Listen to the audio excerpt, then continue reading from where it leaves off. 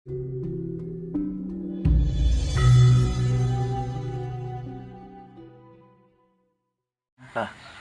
eh ini soalnya kalau kalau apa tuh namanya, kalau kita lihat ya dari password atau doa yang dibaca oleh Kanjeng Budi itu kan, Hmm. sebenarnya orang di makam-makam wali juga melakukan yang model Iya sama seperti itu. sih. Iya. Makanya aku pernah kan wawancara beberapa orang gitu yang dia Hmm. bisa menemukan tempat-tempat keramat atau makam-makam wali itu justru dijadikan sebagai ajang untuk mencari pesugihan. Iya. Jadi tergantung manusianya sih sebenarnya ya kan. Betul, Gitu iya. ya. Kembali ke situ. Nah, kalau di Jawa Timur kan aku pernah dengar ya ada yang namanya pesugihan kelelawar atau apa gitu ya. Nah, itu beneran ada apa enggak? Terus konsekuensinya apa gitu dari kasus-kasus yang pernah terjadi yang dilihat Kanjeng Budi gitu. Itu agak hati-hati ya, karena banyak kasus tuh pesugihan itu memang ada mereka lakukan ya, karena maharnya juga nggak terlalu mahal ya, biasa bisa sekitar berapa puluh juta ya, misalnya 15 jutaan atau berapa. Nah, itu kebanyakan mereka tuh nggak dapat hasilnya gitu, tapi perjanjian tetap berjalan. Jadi yang selama ini kasus itu mereka udah lakukan pesugihan itu, mereka nggak kaya-kaya, usahanya nggak berhasil, lalu terjadi korban, misalnya kecelakaan keluarganya, sakit parah mendadak langsung meninggal. Nah, saya anjurin hati-hati ya, pesugihan itu nggak perlu lah kalau saya pikir gitu. Nah, kalau sebagai saya sebagai juru kunci selatan ya nggak perlu gitu. Nah, karena konyol sekali gitu. Nah, mereka lakukan perjanjian goibnya berjalan, tapi mereka nggak dapat harta gitu. Nah, karena si yang lakukan pesugihan itu goibnya itu tidak bisa datangkan harta. Jadi ya kira-kira saya juga kan tahu jalan bangsa seperti yang jin yang dipakai itu kan dia nggak punya harta banyak gitu. Nah, jadi kita kalau pesugihan itu harus tahu dulu jinnya itu yang punya harta golongan apa aja, jenis apa aja gitu. Tidak semua jin itu punya harta banyak gitu. Tapi kenapa Kanjeng Budi menekankan bahwa pesugihan itu tidak perlu gitu? Kenapa? Alasannya apa sebenarnya? Kalau saya bilang pesugihan tidak perlu karena seperti ini, dari orang yang datang selama ini datang segala lain, sebenarnya mereka tuh hanya butuh keyakinan, peneguhan dari kita di batin mereka, kasih tahu jalan yang apa mereka jalanin, mereka tuh secara manusiawi itu langsung terjadi, rezeki itu langsung masuk karena rezeki itu sudah ada di atas kepala. Kalau saya lihat rezeki itu bentuknya tuh seperti marka air dia. Itu setiap orang ada, tapi ada yang turun, ada yang tidak. Itu aja. Makanya saya anjurin bagi orang-orang yang selama ini mengharap rezeki susah, jam 12 sampai jam 3 pagi, itu harus tertidur sebentar, baik 1 jam maupun setengah jam, tapi lelap. Jadi di saat kita tidak sadar, tubuh otomatis bekerja, rezeki itu masuk. Habis itu tinggal lakuin apa yang kita suka atau kerjaan kita, rezeki datang. Kalau dalam konsep agama tertentu gitu ya, ada aku ini sesuai prasangka hambaku gitu kan ya. Terus ada terminologi manusia adalah produk dari pikirannya sendiri gitu. Pikiran adalah mencipta gitu. Ketika seseorang misalnya didampingi oleh juru kunci tertentu, baik yang resmi maupun yang non resmi, kemudian melakukan sebuah ritual, tata cara untuk prosesi pesugihan gitu kan. Ini mindset kan langsung berubah kan Yang Budi. Iya. Waduh, ini nggak lama lagi aku bakal jadi orang kaya gitu. Iya. Jadi antara lisannya, pikirannya, perasaannya dia sudah manunggal. Iya. Ya, akhirnya jadi kaya beneran. Ini kan proses sugesti aja sebenarnya. Mohon maaf ini kalau pikiran saya ya, bukan kemudian terus gaibnya ikut nyarikan harta begitu. Nah, bagaimana dari perspektif juru kunci gitu terhadap pikiran saya tadi kan Yang Budi? Iya. Yang Pak Hendra katakan itu nggak salah, karena kalau saya ini kan tipenya tuh 2 jalan. Saya menggunakan ilmiah dan dunia spiritual atau klinik. Jadi yang Pak Hendra bilang tuh bener banget, karena saya biasanya pendekatan itu dulu. Setelah itu pendekatan itu udah dapat, karena sisi mereka ini punya sisi lain dalam diri manusia, saya masuk juga ke sisi spiritual. Jadi kalau 2 ini digabungin, baru hasilnya bagus. Nah, makanya kalau orang datang tuh kan saya mau denger dulu cerita mereka. Dari dia cara ngomong dan lain-lain, saya baru tahu, oh ini orang memang batinnya tuh psikologinya kayak gitu, dia nggak yakin, dia nggak gampang ini ya. Itu nanti saya lihat sisi ini dulu, saya bangkitin dulu. Nah, ini perlu sisi yang satu lagi, maka saya bawa. Nah, karena tradisi Pantai Selatan ini kan udah lama sekali. Jadi banyak sekali memang orang berhasil dalam tradisi ini. Nah, baik doa berkah, baik orang yang lakukan pesugihan dan lain-lainnya.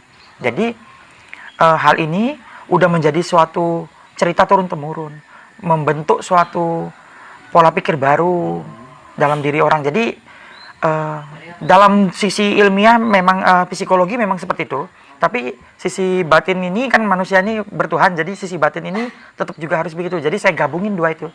Kalau misalnya yang sisi yang seperti Pak Indra tadi bilang nggak dibentuk, nggak bisa juga. Serius, banyak kasus tuh sudah berdoa larungan, udah berdoa kemana-mana, gagal. Karena seperti Pak Indra tadi bilang, gitu, dia nggak dibentuk itunya, ya tetap. Gitu. Makanya kalau juru kunci itu harusnya kan memang punya pengetahuan lebih. Makanya kan kayak dukun kan dibilang orang pintar, yang datang berarti kan orangnya belum pintar, nggak bodoh, belum pintar. Jadi yang Pak Hendra bilang tuh benar sekali, itu dibentuk dulu, baru masuk ke sisi spiritualnya lakukan. Jadi keyakinan tuh double di mereka, rezeki datang. Sebenarnya memang rezeki itu datang di saat batinnya tuh udah bagus. Gitu. Jadi itu sangat sangat ilmiah ya Kanjeng Budi ya, sangat logis sebenarnya ya, karena ya wajar dia bisa cari rezeki dengan mudah, mentalnya pada saat setelah ritual atau bahkan sebelumnya udah dibentuk sama juru kunci gitu, mentalnya kan langsung berubah dia, ya kan mentalnya langsung berubah, jadi mindsetnya mindset kaya langsung kan, betul. Nggak ada keraguan, namanya orang nggak ada keraguan kan udah yakin. Waduh. Makanya itu sisi penting yang biasanya beberapa juru kunci lupain. Padahal itulah sisinya kenapa kok juru kunci itu kok banyak yang berhasil, karena dunia ini kan kita hidup di dunia nyata dan tidak nyata. Jadi kalau bisa kita kuasai dua-duanya.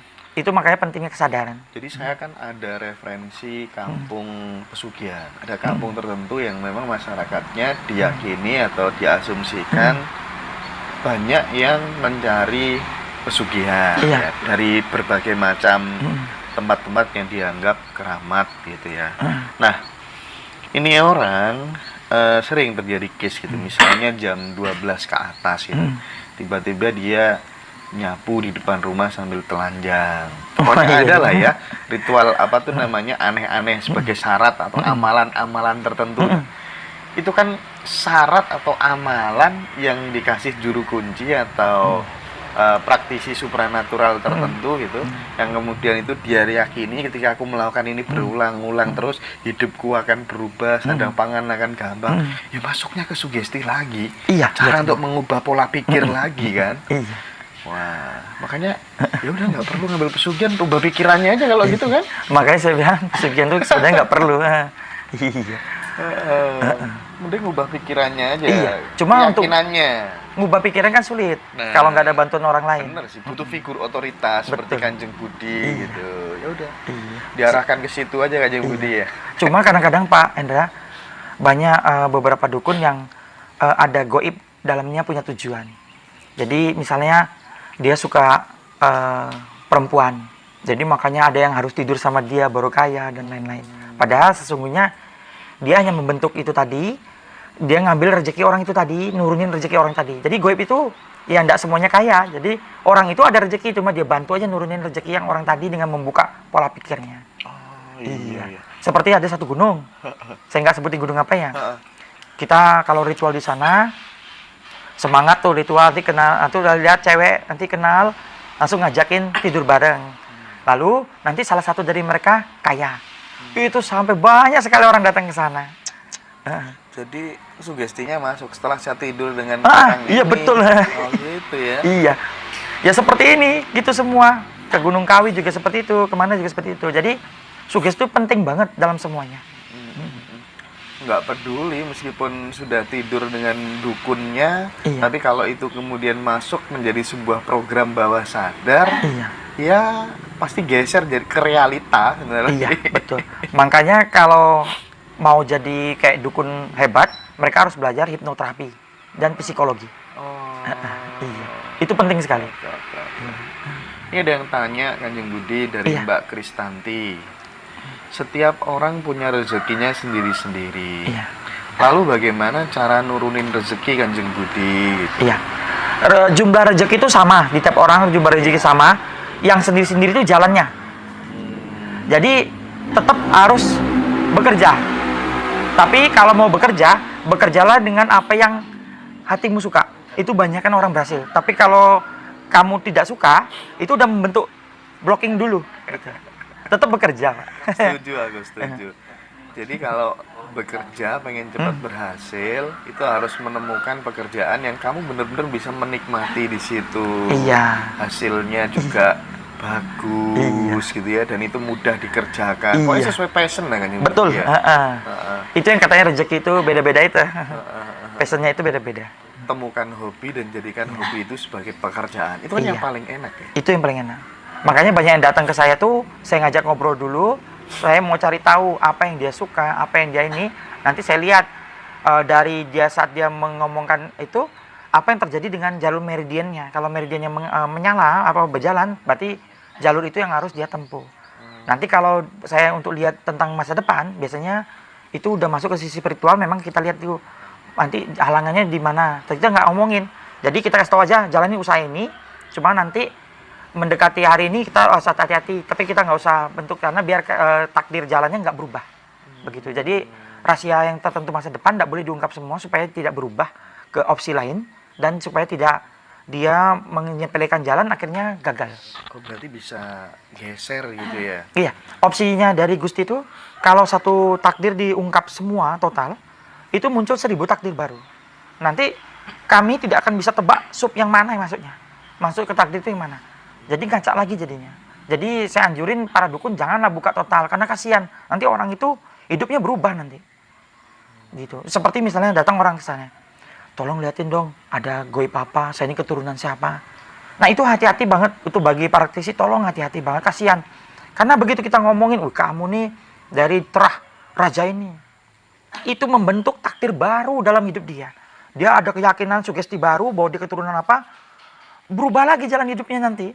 Jadinya kan kasihan sekali yang harusnya jalan hidupnya sudah mau sampai, diiming-imingin ada keturunan ini, akhirnya berubah. Pola hidup berubah, pola pikir berubah, takdir berubah. Masuk karma baru. Kasihan. Saya harap, makanya banyak yang datang nanya itu saya nggak mau, karena ada yang udah siap, ada yang tidak siap. Begitu. Nah, barusan Kanjeng Budi ngomong soal karma. Iya.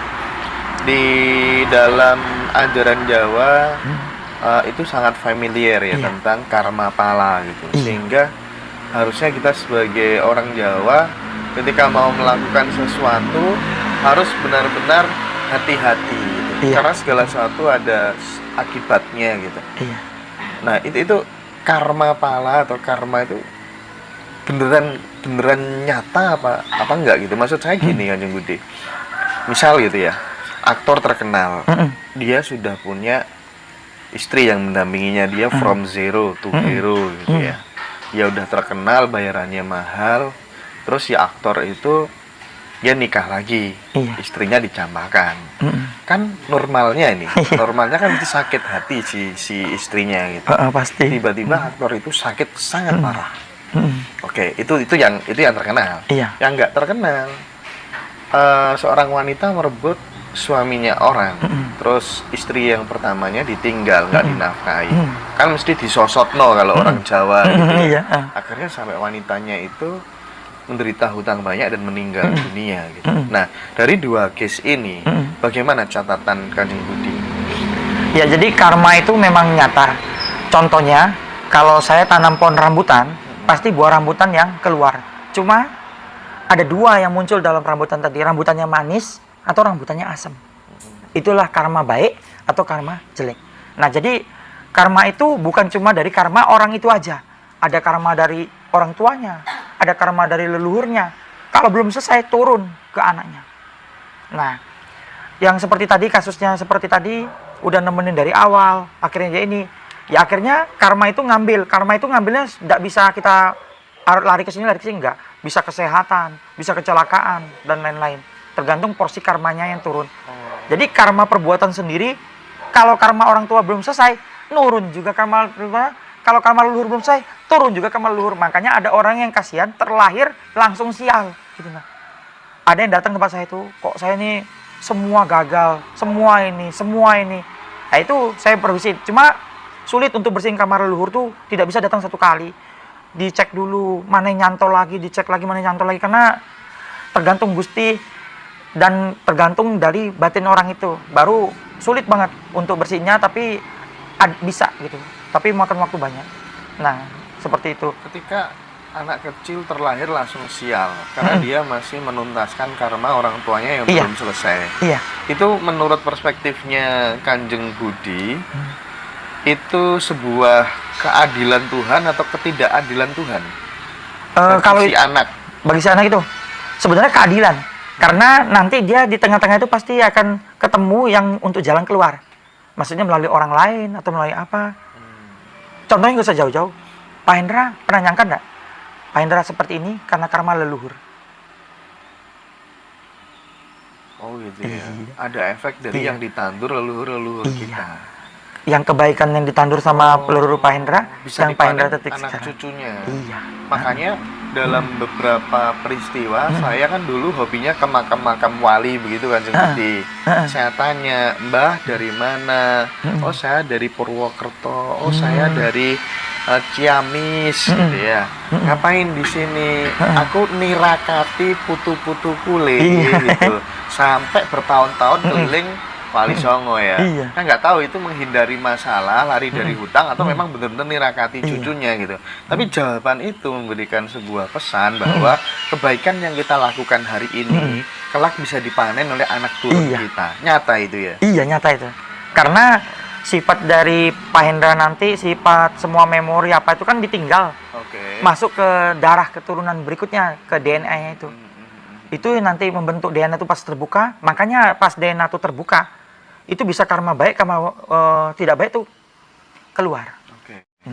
Oke, dari Mbak Kristanti lagi kan Budi.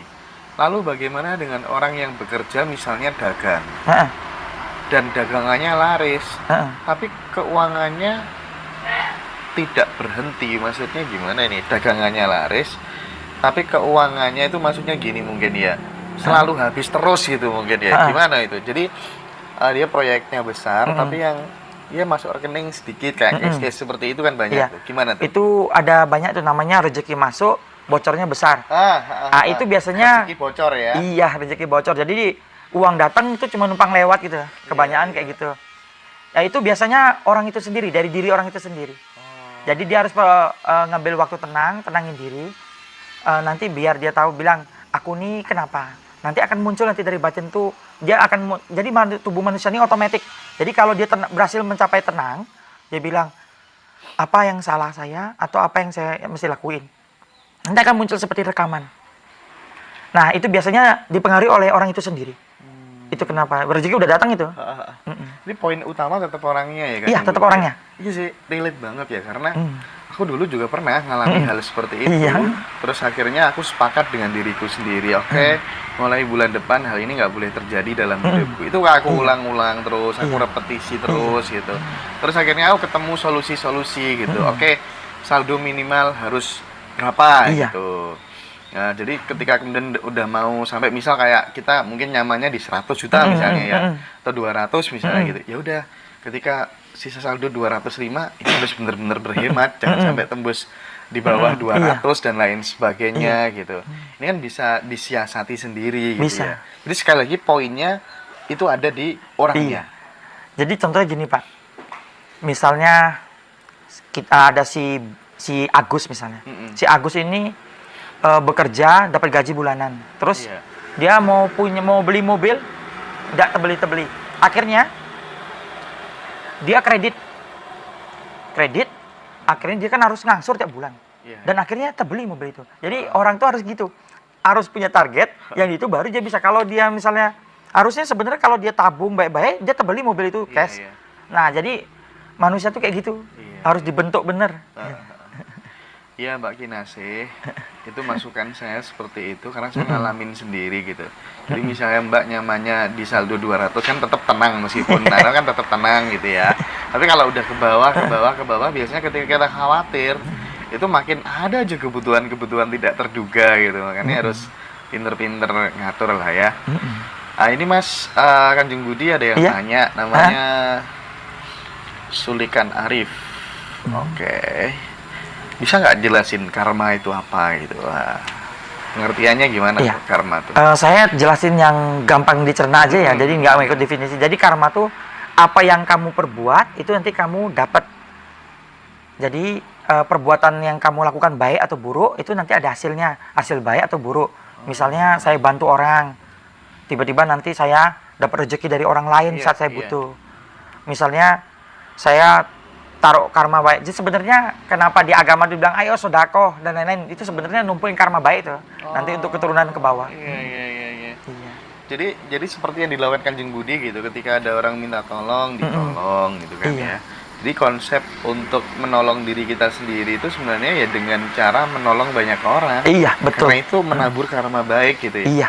Dan ini biasanya bisa nggak sih Kanjeng Budi, Hmm. ketika orang tabungan energinya baik, Hmm. kok baik, banyak gitu ya, bertumbuk sampai kemudian ke menembus batas level aman tertentu, itu terkadang akan muncul keajaiban-keajaiban di dalam dirinya orang itu gitu. Misal temanku gitu ya, karena dia yakin bahwa ketika dia berbuat baik sampai kemudian menembus batas level aman gitu, misal ada hujan gitu ya, dia bilang, oh nanti aku sampai tempat lokasi ini hujan berhenti gitu.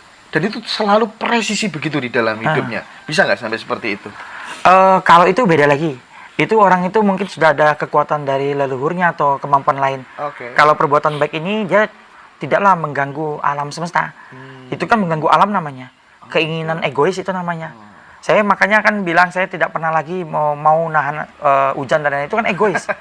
Hanya untuk keuntungan orang ini pesta, orang lain harus tidak dapat air gitu. Nggak mau ya? Iya, Gitu saya ya? tidak mau itu. Itu melanggar ini alam. Tapi Jadi, pernah dulu. dulu pernah. Itu Karena pakai kan metode- dibayar metode dulu. apa Iya, gitu? bayarnya. Pakai metode apa gitu? Metodenya banyak. Kalau yang dari Islam ada ayatnya kan, Iya. Al-Kafi ya kalau salah itu. Nah, itu nanti digeser-geser. Kalau dalam hipnoterapi, jadi hipnoterapi yang paling hebat. Dia harus samain frekuensinya dengan awan tadi, sampai nanti terasa nyaman di dirinya, baru nanti dia mulai geser. Itu tanpa ilmu, hipnoterapi. Jadi pawang hujan tuh banyak ada. Nah kalau yang pawang hujan biasa dia pakai keris, jin, nanti dia hujannya berpindah.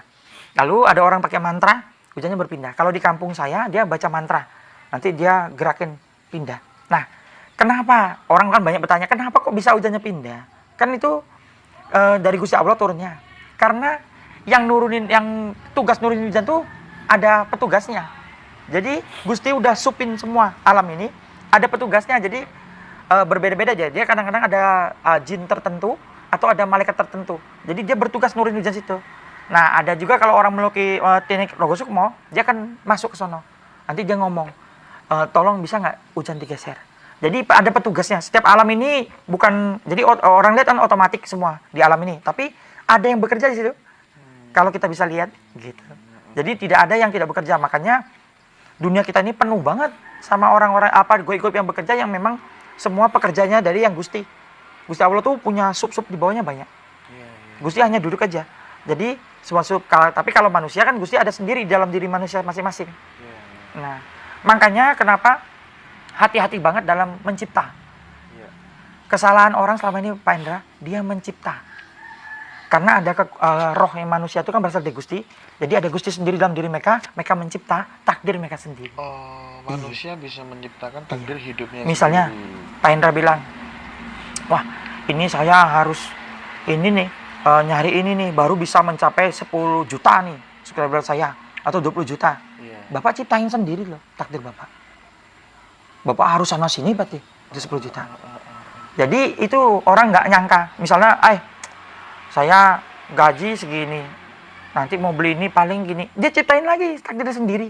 Itu yang nggak bisa. Tanpa disadari itu. Iya, itu tercipta loh. Karena adanya roh, adanya nur tadi dalam diri manusia, jadi cipta itu muncul.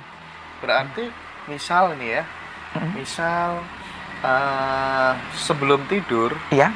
seseorang nekat gitu ya. Heeh. Aku ingin meninggal Heeh. tahun sekian, Heeh. hari ini, jam sekian, tanggal sekian gitu. Dan itu diulang-ulang terus. Heeh.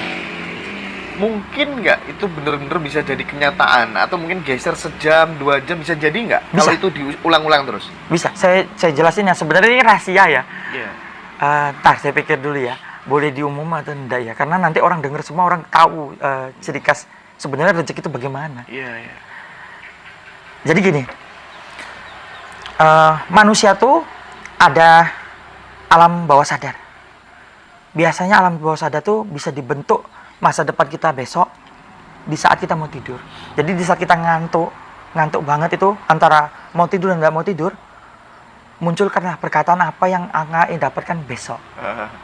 Nah, itu sebenarnya selama ini yang dilakukan beberapa orang-orang pintar yang lain, tapi mereka nggak akan muncul. Nanti kan katanya ngikutin dalam dunia ini, tapi sebenarnya sama itu. Mereka kan pakai mantra, bacaan mantra gini sebelum tidur itu jatuhnya sama sebenarnya. Itu menyuges diri, masukin rencanamu. Jadi kalau dulu bapak saya bilang, ingat loh kata dia, yang terjadi hari ini cuma hari ini. Di saat kamu tidur, matahari udah tenggelam, itu udah lain cerita besok. Jadi bapak saya nganjurin saya tuh buang air besar tuh di 2 waktu. Pagi subuh sekalian sama malam sebelum tidur. Jadi bapak saya bilang kalau bangun tidur langsung buang air besar. Manusia di saat buang air besar dia mencapai titik rileks, bener. Bisa mikirin apa aja. Saya rancang masa depan saya hari ini. Hari ini saya mau bikin ini, mau bikin ini, mau bikin ini. Nah, lalu kalau malam hari saya mau tidur, itu bapak saya bilang, buang air besar dulu. Buang air besar itu kan tuh rileks. Jadi buang air besar tuh posisi rileks manusia paling rileks. Rileks, boleh sampai rokok-rokokan tuh. Ingat, cross check hari ini apa yang udah kita lakuin. Ternyata tadi saya ngomong sama ini, misalnya nyinggung dia, langsung beresin. Ampuni aku, Tuhan, ampuni aku tadi nyinggung dia. Itu selesai satu case. Lihat lagi, tadi saya ada ini. Nah, itu kalau dibersihin terus, itu bagus sekali. Jadi kalau mau tidur, boleh bilang, besok rezeki datang sama aku banyak, besok aku sukses, daganganku rame. Dah tidur. Gitu. Nanti di saat bangun tidur, kalau dia bangun tidur tiba-tiba tidak enak atau gimana, itu saya anjurin meditasi. Karena tidak boleh hari diawali tidak baik. Maksudnya tidak enak, kecut, marah, tidak bisa. Rezeki tidak ada aja saat itu. Begitu. Jadi mending meditasi dulu supaya kemudian kembali normal. Iya, karena manusiawi. Saat kurangnya tidur, kayak misalnya Pak Dodi kan jalan jauh mana sana sini kurang tidur, ya kayak gitu pengaruh pasti. Kalau saya siasatinya apa yang tubuh saya suka. Misalnya saya suka wangi gaharu, saya bakar 1. Saya suka coklat, saya makan sebelum tidur gitu. Nah, jadi harus tahu setiap manusia tuh beda kenyamanannya apa. Iya. Dari jawaban Ki Budi tadi, berarti kan manusia itu punya kontribusi dong untuk menentukan dia mau usia pendek, dia mau usia panjang gitu. Sementara di dalam berbagai macam belief dikatakan bahwa mati itu yang nentuin Tuhan, bukan kamu gitu. Tapi kenyataannya kalau misalnya andai kata kemudian kita dengan case tadi, kita bisa berkontribusi lewat suara yang diulang-ulang, direpetisi gitu, dan itu bisa terjadi. Gitu. Itu gimana itu kan? Jadi gini, kalau mau ngikutin takdir manusia benar, memang udah ada jalur takdirnya. Cuma hebatnya manusia ini diberi kebebasan untuk memilih di masa dia hidup. Jadi Tuhan itu ngasih kita kebebasan milih jalan kita. Misalnya, kalau orang ini mau milih meninggal cepat, kan dia makan aja yang tidak baik dan lain-lain, bunuh diri, itu kan menjadi cepat.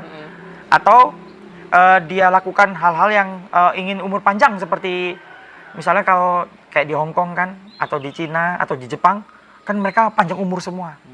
Kita tanya, makannya sayur, ini. Jadi mereka tuh bisa untuk lakukan itu. Jadi manusia ini hati-hati banget karena ada daya cipta yang muncul karena adanya roh tadi dalam diri manusia yang berasal dari Gusti Allah tadi. Jadi dia punya power, daya ciptanya muncul. Jadi sebenarnya kita ini kalau mau mengeluarkan potensi diri, bagaimana kita mengeluarkan potensi dari dalam itu. Makanya manusia ini mengerikan. Kalau semua terbuka, dia udah istilahnya memiliki kekuatan yang luar biasa di dunia ini. Karena itu kan berasal dari cahayanya Gusti Allah dalam diri dia tuh. Berarti kan pengetahuan semua kekuatan tuh berasal dari sana. Jadi Tuhan sebagai kecerdasan semesta, sebagai sumber dari segala sumber dan sebagai kekosongan yang absolut, itu punya kemampuan untuk mencipta. Nah, manusia adalah co-kreatornya berarti ya. Dia Kita- pencipta kedua setelah Tuhan. Iya, kita pencipta, kalau saya bilang yang gampang kecil-kecilan gitu. Kecil-kecilan Iya, itu. hidupnya sendiri. Meskipun itu adalah bahkan itu adalah kematiannya sendiri Iya. pun bisa dia. Iya. Oke, berarti sekarang kan ketemu jawabannya.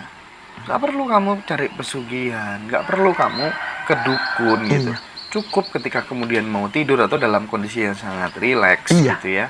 Ya udah, suarakan aja gitu kan.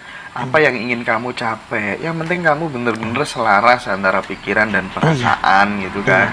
Nah, ketika itu kemudian sudah tidak ada sedikit pun keraguan di dalam ucapan-ucapan itu, berarti kan kita udah yakin secara utuh Kanjeng Iya, Budi. betul. Dan itu pasti akan terjadi seiring berjalannya waktu. Iya. Jadi ini sebenarnya rahasia kemakmuran itu yang orang sampai bertanya ke orang pintar dan lain-lain. Satu, yang kedua, kunci utama lagi itu 24 jam kita beraktivitas atau tidur, kita harus tahu sela di mana tubuh kita mesti istirahat. Oke. Jadi tubuh itu kalau dia minta kita harus total drop istirahat, saat kurang enak, kurang nyaman, mulai hacim-hacim, mulai apa, itu artinya tubuh minta istirahat dulu. Biar dia ngambil alih pemulihan.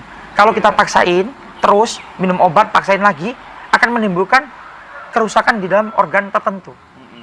Jadi saya anjurin kalau tubuh udah ngasih tahu lemes, kadang-kadang kok kayak lemes, orang kan untim hantam vitamin, itu tidak baik. Itu. Wah, banyak hal baru nih dari Kanjeng Budi. Ini ada teman yang tanya, Kanjeng, sodakoh apakah bisa memutus karma yang buruk, Kanjeng Budi? Sodakoh bisa, tapi sedikit sekali pengaruhnya, tidak bisa, tetap harus ketemu orang yang ngerti, karena ada beberapa simpul yang harus dibuka. Sodakoh bisa, tapi berapa banyak yang harus dilakukan? Karena sodakohnya tuh harus sodakoh yang benar-benar, maksudnya sodakoh yang benar-benar tuh beda dengan sodakoh biasa. Jadi saya kasih tahu ciri khas sodakoh yang benar ya. Misalnya kita sodakoh, setelah orang itu menerima sodakoh, hati kita tuh bahagia banget, kayak bahagia banget. Nah, itu sodakoh yang benar. Nanti turun cahaya dari langit itu, warna putih, masuk dalam diri orang itu. Nah, di dalam diri kita muncul kayak, bahagia banget itu. Nah, itu habis itu kita 1 minggu kemudian nggak muncul lagi, nggak lengket lagi di pikiran kita bahwa kita udah buat baik ke orang. Cuma kan sodakoh sekarang nanti duduk-duduk ngopi-ngopi ya, misalnya kita sama Pak Dodi ngopi-ngopi, misalnya Pak Hendra kumpul-kumpul bilang, ada teman bilang, saya baru nolong orang tadi sono. Ya, jadinya sodakoh bukan gitu. Jadi sodakoh hanya sodakoh yang tidak benar. Sodakoh yang benar menimbulkan keuntungan dalam diri batinnya dia. Jadi sodakoh yang benar membuat hati kita menjadi sangat Betul. damai, sangat Tandanya itu bahagia sebenarnya. gitu ya. Iya, tubuh manusia tandanya itu aja. Oke, thank you. Nah, apa yang bisa memutuskan karma buruk gitu? Ada ungkapan 1000 kegelapan lenyap hanya dalam sekejap mata dengan kesadaran gitu. Nah, kalau terkait dengan karma buruk, menurut Kanjeng Budi, cara memutusnya bagaimana? Kalau untuk memutus karma buruk, memang sebenarnya letaknya dalam kesadaran. Makanya saya bilang harus ketemu orangnya harus ketemu orang yang lebih mengerti, karena kita harus membuka kesadaran tadi. Jadi kesadaran itu sebenarnya magnet lengketnya karma buruk. Kalau dia bisa, ibaratnya manusia itu berada dalam tempurung. Karma buruk itu tempurungnya. Nah, kita sebenarnya teknik misalnya didoakan, ritual ini, ritual itu sebenarnya intinya cuma untuk membuka tempurung tadi. Gitu. Cuma karena orangnya kan ada orang yang spiritual. Kalau kita mau langsung kasih pengertian kan dia nggak terima. Tapi kalau kita bilang ini doanya, ini caranya, terbuka tempurungnya, dia lepas dari karma. Sebenarnya itu kesadaran membuat orang lepas dari karma. Jadi orang seperti Kanjeng Budi itu nggak gampang karena udah dijadikan sebagai figur otoritas. Jadi ngomong harus bener-bener hati-hati. Iya, ya. bener-bener hati-hati. Iya, harus bener-bener hati-hati. Kalau kayak saya ini kan udah disumpah kami di keraton, kelakuan tindakan tuh ada hukum goib yang mengikuti. Jadi kalau saya nabur yang tidak baik itu terjadi dalam hidup saya sendiri, ngebalik dia. Jadi saya hati-hati banget kalau berlaku apa segala macam hati. Misalnya kita udah terlanjur salah, ya tinggal minta maaf yang penting. Yang penting manusia tuh di saat dia berbuat dosa, dia tahu bahwa itu salah, minta maaf, itu selesai. Dan jangan diingat lagi. Mau jatuh lagi ke situ, ya minta maaf lagi, selesai. Jadi yang susahnya ini manusia ini selalu ada namanya roh yang giniin terus. Kamu tuh kemarin udah buat gitu. Padahal udah minta maaf. Penuduh. Roh penuduh itu di setiap manusia ada.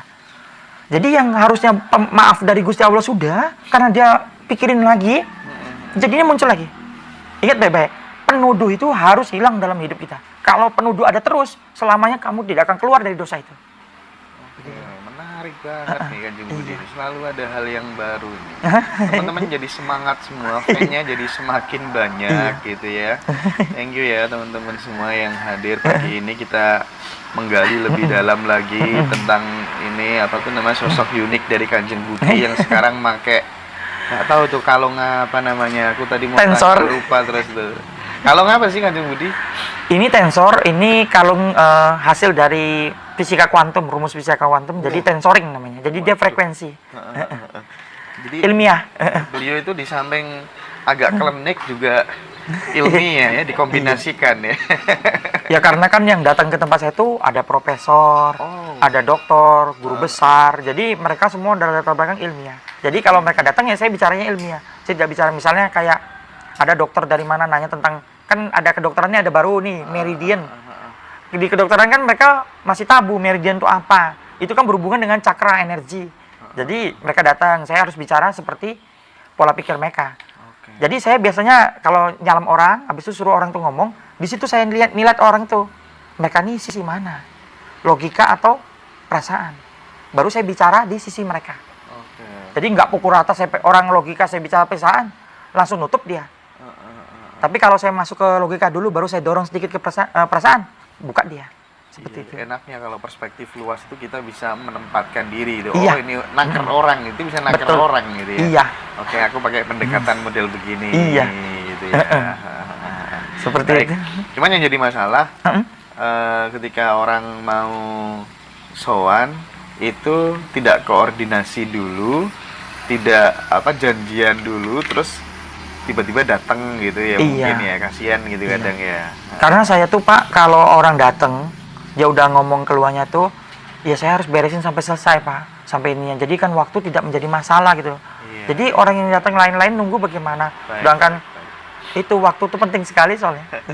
Kalau saat afirmasi sebelum tidur, apa harus diucapkan secara verbal Kanjeng Budi? Sebenarnya dalam hati bisa, tapi lebih baik verbal. Oke. Karena- Lebih baik verbal ya? Ya lebih baik verbal karena menggunakan jasad. Oh. Karena jasad harus tahu juga. Kayak saya ini kalau mandi pagi-pagi sekali sekitar jam 5-an atau jam setengah 5 itu, saya selalu bilang terima kasih kakiku sudah bantu saya bisa jalan sana sini, terima kasih tanganku. Kalau nggak ada gimana saya mau makan dan lain-lain. Terima kasih jantung saya, terima kasih mata saya. Pernah nggak Anda ucapin itu? Yang mereka udah dampingin kamu Iya sih. selama bertahun-tahun. Iya. Ini banyak teman-teman yang suka sekali ya penjelasan Kanjeng Budi. Gudang sebelah, makasih banyak. Mbak Kristanti, waduh. Ini fan-fannya baru semua ya. Luar biasa. Oke. Untuk menyelaraskan emosi Kanjeng Budi. Iya. Gimana tuh rahasianya tuh?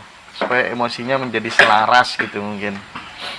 Maksudnya emosi selaras tuh bagaimana? Jadi tidak ada penolakan ketika kemudian kita berdoa sesuatu gitu kan, biasanya kita kan berdoa 1000 kali kita gagalkan 1000 kali pula gitu. Iya. Kok disangkane dari Iya. mana, Iya. mosok iso sih gitu kan. Nah kalau untuk berdoa saya pisahin dulu. Heeh. Kalau mau berdoa kepada Tuhan atau Gusti Allah, itu ingat baik-baik. Jangan terlalu serakah dulu. Kenapa banyak doa orang nggak dikabulin? Oke. Jadi misalnya saya minta makan, ya fokus dulu. Ya Allah, saya minta makan. Itu aja diulang dulu sampai nanti makanan itu datang. Oke. Setelah makanan itu datang, baru minta yang lain lagi. Ya Allah, aku minta minum. Jadi kebanyakan doa orang-orang tuh nggak dikabulin karena terlalu serakah. Ya Allah, berikan aku rezeki. Ya Allah, ini berikan kesembuhan yang untuk ini. Jadi langsung naik 10, 11 permintaan gitu. Nah, jadi itu yang biasanya jadi mentah. Gitu. Satu tujuan dulu. Makanya alif itu kan angka 1 alif. Satu tujuan dulu aja. Iya, iya. Setelah tujuan itu tercapai, baru tujuan yang lain. Itu rahasia doa sebenarnya. Oh, gitu. Sebenarnya yang saya nggak ungkap tapi udah terlanjur, udah saya Rahasia ungkapin doa ya. Iya. Bonus buat teman-teman. Rahasia doa itu satu tujuan dulu minta kepada Tuhan, dikabulin baru minta yang lain. Jangan serakah jadi orang. Makanya alif itu lambangnya 1. Ya. Ya ini teman-teman, karena masih banyak yang bingung mau sowan ke Kanjeng Budi belum tahu caranya, itu saya tulis di kolom komentar itu nomornya admin. Silakan janjian sama Mas admin biar diatur waktunya gitu ya, dan nanti pasti akan ditemui sama Kanjeng Budi, atau yang mau telepon juga bisa gitu. Iya. Jadi sekali lagi udah saya tulis, saya sematkan, itu silakan di screenshot aja ya teman-teman ya. Nah, jadi ada resep doa yang ampuh dari Kanjeng Budi. Iya. Kalau berdoa tuh satu-satu dulu aja diselesaikan gitu, betul. jangan langsung banyak gitu ya. Iya. Atau kalau misalnya bagi yang agak cerdas gitu, misalnya lama nggak dapet jodoh gitu, doanya ya Allah berikanlah aku anak yang cantik, anak yang tampan gitu kan. Punya anak kan mesti nikah dulu gitu kan, ya dapat istri bonus anak lagi ya kan? Agak cerdas itu. Kadang-kadang kan orang berdoa ngawur gitu. Soalnya ini Pak, berdasarkan penelitian saya dari awal dulu. Kalau saya kan berdoa tuh saya coba sendiri dulu. Misalnya, ya Allah saya butuh uang 15 juta. Nah, saya tuh coba Pak, berapa hari uang itu datang. Ternyata kalau saya misalnya iman saya, keyakinan saya itu turun, 1 minggu saya baru datang. Nanti kalau misalnya saya yakin sekali, 3 hari dia bisa datang. Nah kalau waktu itu pernah saya butuh uang 10 juta, saya tidak ada penghasilan toh, saya tidur, saya bilang ya Allah, saya butuh uang buat makan dan lain-lainnya nih, jumlahnya sekian, saya butuh uang sekian juta. Habis itu saya tidur, saya bangun tidur langsung masuk uangnya. Jadi penting sekali tahu keyakinan kita tuh seperti apa, karena keyakinan manusia tuh turun naik. Tapi keyakinan powerful banget memang Kanjeng Budi. Iya. Kalau saya biasanya untuk naikin keyakinan tuh saya ingat yang lalu. Yang lalu tuh Gusti Allah kabulin, saya masukin sini. Jadi memori yang lalu tuh membuat saya yakin. Gitu. Terus mintanya itu ya 15 juta tuh aja. Nanti kalau kamu perlu apa-apa tuh ya sudah terkumpul di situ gitu. Nah, jadi satu aja dapat, baru yang lain lagi. Seperti itu. Jadi yang diceritakan Kanjeng Budi itu sangat saintis sebenarnya. Jadi glory from the past itu menjadi sebuah jembatan agar kita merasa percaya diri, menjadi orang yang kita diciptakan sangat sempurna. Aku dulunya berhasil ini, berhasil itu, berhasil ini. Muncul kepercayaan diri yang sangat luar biasa, sehingga pada saat kita berdoa nggak ada keraguan, doanya sudah menjelma menjadi sabda mungkin, karena basisnya tidak lagi kekurangan, basisnya adalah sebuah kesadaran bahwa aku adalah co-kreator gitu. Udah beda lagi, sudah tidak lagi ngemis basisnya, tapi memang benar-benar dia sabda gitu. Mantap. Jadi sebenarnya rahasia kita hidup itu banyak rahasia ya kalau sama saya yang diungkapkan ya. Jadi rahasia hidup ini kan kami dapetin dari bertapa tenangin diri. Jadi sebenarnya kita ini sebuah pencipta kecil yang ada di dunia ini. Jadi kita bisa menciptakan apa yang kita mau. Sudah tahu kalau dirinya pencipta kecil, tapi pergi ke dukun terus kalau ada masalah itu gimana tuh? Kurang pinter atau bodoh tuh? Kurang pintar. Ya, mungkin dengan mendengar ini mereka mulai berpikir, mulai mencerna. Jadi perkataan saya ini itu menjalan seperti frekuensi, itu akan menggetarkan kesadaran mereka. Pasti itu menggetarkan. Mereka mulai kepikir, mereka mulai merenung, mereka bilang itu. Itulah pentingnya mereka nonton Ngaji Roso. tapi nggak mungkin deh punya fans sangat banyak, ya kan?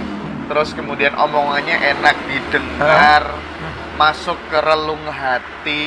Itu kalau tidak ada tirakat-tirakat tertentu kayaknya tidak masuk akal deh. Mungkin ini efek dari bertapa dan menikah dengan gaib atau gimana sih kira-kira?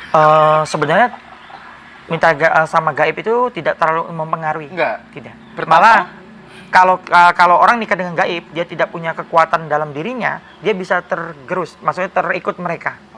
Kita sebagai manusia itu diberi kesempurnaan luar biasa oleh Gusti. Jadi kita yang harus kontrol mereka. Nah, kenapa begini sebenarnya? Karena saya tidak mau ikut dalam batasan manusia. Saya harus melewati batasan itu. Batasan manusia tadi yang membuat kita hanya dalam tempurung saja. Gitu. Saya tidak mau. Jadi di saat Anda punya keinginan lepas dari batasan, Anda akan dapat rahasia baru. Saya mau seperti Nikola Tesla.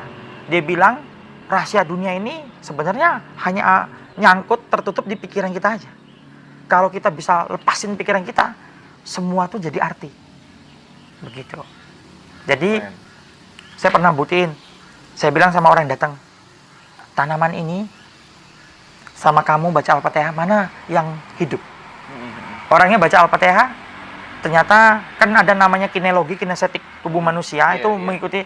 Nah, saya coba di tubuhnya tidak bisa punya kekuatan. Harusnya Al-Fatihah itu kalau dibuka hidup, dia seperti cahaya langsung menyeliputi. Nah, dia tidak. Saya bilang, coba bagaimana kalau saya bicara sama tanaman ini, saya minta dia ber-Al-Fatihah, dan nanti saya minta daunnya sedikit dirobekin, kasih ke kamu. Dia bilang, coba. Saya bilang, wahai daun, mohon kamu ber-Al-Fatihah, nanti saya robekin sedikit, boleh nggak saya minta? Terus dia, setelah dia selesai Al-Fatihah, nanti keluar sinar di tanaman itu, saya petik, saya kasih dia. Habis itu di tubuhnya jadi kayak energi besar. Lalu dia bingung, loh kenapa gitu ya Kanjeng? Kok saya, makanya sebenarnya kalau manusia ini semua bismillahnya hidup, Al-Fatihahnya hidup, tidak ada orang susah. Tidak ada orang yang pergi ke dukun. Sekarang sholat dari kecil. Misalnya orang sholat dari kecil. Nah, saya umpamain aja. Pak Hendra punya teman dokter. Wah, ngobrol terus, nongkrong bareng, dia cerita kerjaannya dan lain-lain. Akhirnya terimpartasi ke Pak Hendra. Pak Hendra ngerti tentang kedokteran. Mulai cuci tangannya ngikutin kedokteran. Terimpartasi dari temannya tadi, karena dia cerita terus kan. Nah, kita sholat nih, ketemu Gusti, menyatu dengan Gusti, terus tiap dari kecil sampai tinggal. Nah, pertanyaan saya, sudahkah terimpartasi dari sifat Gusti kepada kita? Kalau belum, kita renungin lagi. Salahnya di mana? Gitu. Ya. Nah, ini kan kita kan beberapa kali take video ya. Terus kemudian muncul kan beberapa permintaan dari sahabat-sahabat itu, Mbok Yoha dibikinkan satu forum dengan Kanjeng Budi, kelas atau apa yang berkaitan dengan Kanjeng Budi kan belajar tentang hipnoterapi dan lain sebagainya gitu. Pokoknya tentang kerezekian atau tentang cakra dan seterusnya gitu. Kira-kira memungkinkan nggak sih Kanjeng Budi misal kita berkumpul bersama di sini gitu 50 orang atau berapa begitu, terus yang akan dibahas yang mungkin akan diajarkan secara khusus ini yang rahasia-rahasia saja gitu, bisa nggak nanti kita create? Bisa ya? Bisa. Oke. Baik, ini ada yang tanya Kanjeng, bagaimana melakukan meditasi di saat kondisi pikiran sedang kusut? Nah, berarti dia nggak tahu meditasi itu. Orang meditasi itu karena pusing, pikiran kusut, masalah, dan lain-lain. Jadi, jangan kamu bersih baru meditasi ya enak bener. Jadi, meditasi sebenarnya orang masalah.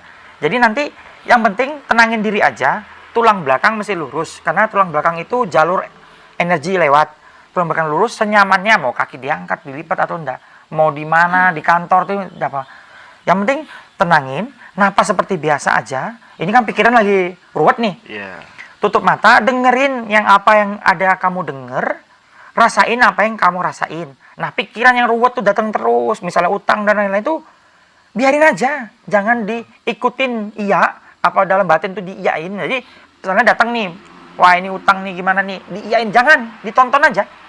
Ditonton aja, sampai nanti pikiran tuh capek sendiri. Dia akan munculnya berkurang. Itu dilakuin itu aja tiap hari. Nanti kalau di hati udah nyaman, udah.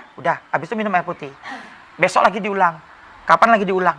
Nanti lama-lama pikiran tuh udah jadi nggak ruwet. Jadi meditasi memang sebenarnya pikiran ruwet meditasi lah. Gitu. Berarti kalau sudah bahagia nggak perlu meditasi dong? Kalau orang bahagia itu ya istilahnya meditasi ya paling kalau dia mau. Karena bahagia tuh sebenarnya meditasi. Iya. Bahagia sendiri meditasi. Aktivitas gini meditasi. Bahwa yang siapa misalnya nyetir, itu meditasi. Namanya meditasi konsentrasi. Jadi, semua meditasi ya bermacam-macam bentuknya. Kanjeng Budi punya batasan dalam diri untuk berbuat baik. Itu yang membuat vibrasinya menarik yang lain untuk mengikuti gitu. Energi itu batasannya hanya dalam tempurung manusia masing-masing. Gitu ya Kanjeng Budi ya? Iya. Oke deh, menarik banget ini. Jadi pengalaman-pengalaman spiritual yang disampaikan oleh Kanjeng Budi selama ini itu memang benar-benar real gitu ya? Iya, yang saya alami. Oke. Karena kemarin ada temen juga sih, saya nggak tahu ini bener apa enggak ya. Eyang Semar, katanya dia pernah ketemu sama Eyang Semar gitu ya. Di sisi lain ada yang mengatakan bahwa wujud Eyang Semar itu sebenarnya itu adalah percikan Tuhan yang ada di dalam diri manusia. Jadi dia bukanlah sosok katanya. Tapi kenapa kemudian ada orang yang ditemui sama Eyang Semar? Itu bagaimana menjelaskan hal ini, Kanjeng Budi? Jadi begini, kalau saya ini pola prinsip pengertian saya, kalau orang itu sudah bertemu dengan Eyang Semar, kalau menurut saya Eyang Semar itu adalah utusan dari cahaya, bentuknya cahaya. Walaupun dia muncul avatarnya, ada Semar yang lucu itu, Semar hitam dan lain itu avatar. Avatar itu maksudnya perwujudan yang orang kepengen tahu aja. Jadi kalau benar Semar itu muncul dalam kehidupan mereka, perubahan terjadi dalam hidup mereka. Jadi semua yang bilang katanya ketemu ini harusnya hidupnya berubah gitu, dengan seperti ajaran yang muncul dari Eyang Semar itu. Cuma kan sekarang banyak orang datang, ini ketemu ini, tapi kan tidak ada perubahan dalam hidupnya. Jadi hati-hati dalam diri manusia ada namanya memori, dia pusat halusinasi dan memori. Itu membentuk. Jadi di saat dia meditasi itu muncul. Nah itu yang kadang-kadang yang seorang pertapa atau seorang spiritualis yang harus lawan, harus tahu. Ini apakah di-create dari halusinasi kita atau kan nyata gitu. Nah itu yang tidak bisa orang bedain. Contohnya, kalau itu di-create bukan dari halusinasi, terjadi perubahan dalam hidupnya, tingkah laku, parameternya karakter. Itu ya. Tapi kalau halusinasi itu hanya bunga-bunga impian dia aja, tidak berubah dia, tetap jahat atau apa. Begitu. Kalau datang, jadi itu sebenarnya yang seorang spiritual harus buka kesadaran, harus tahu batasan halusinasi itu masuk terus dalam penglihatan, masuk terus, ngikut terus. Jadi harus tahu di situ. Iya. Ini saya jadi teringat masa lalu ketika saya ngerjakan skripsi itu dulu waktu masih S1 kalau nggak salah. Iya S1 deh, skripsi kan ya S1. Nah itu saya cari tempat yang paling sunyi, paling sepi gitu. Ada musolanya sih, sambil saya kemudian wiritan tertentu gitu. Terus tiba-tiba muncul semacam kayak api gitu di kertas yang saya pegang gitu. Terus muncul orang, sininya pakai emas, sini emas, sini emas, sini emas, sambil bawa pecut emas juga gitu. Terus kemudian dia bisikin ke saya gitu, tenang ya, nggak usah khawatir. Wanita yang cewek yang kamu dekati itu nanti bakal ngejar-ngejar kamu. Oh itu mungkin bisa jadi halusinasi saya waktu itu, karena yang tak pikirkan waktu itu saya si cewek itu gitu. Sehingga tidak ada perubahan apa-apa setelah kejadian itu mungkin ya. Nah jadi ini Pak Hendra bener yang Pak Hendra bilang. Jadi banyak orang nggak tahu apa yang dia pikirin, dia alami, dia lagi ngalami tuh membentuk bayangan dari halusinasi itu seperti dia didatengin goib yang sebenarnya yang dia suka goibnya apa, jadi muncul seperti goib itu. Itu kenapa dia malah tambah terpuruk, malah tambah ini, bukan jalan baik. Nah cuma banyak yang datang tuh saya tidak bilang seperti itu, jadi saya ikutin aja dulu, saya lihat apa yang terjadi sebenarnya. Nanti saya mulai masukin, membuka pola pikirnya itu apa. Jadi beneran kalau orang itu misalnya dia ke wali, makam wali dan lain-lain, jadi saya kasih tahu ya, banyak orang datang saya ngomong makam wali, datangin wali dan lain-lain. Ini saya kasih tahu, wali itu tidak di situ, wali itu ada di tempat penantian. Yang ada di situ adalah ilmu dari para wali, roh-roh ilmu para wali yang membentuk wujud para walinya, dan jin-jin yang disepak keluar dari alam jin, yang sekarang jin tuh nggak bersih. Mereka itu ada jin yang bersalah, itu yang Gusti udah usir keluar dari alam jin, dan mereka sekarang ini mau mulai berbuat baik dan lain-lain, yang disebut jin Islam. Itu membentuk gurunya sendiri. Jadi mereka lah yang memenuhi tempat itu tuh.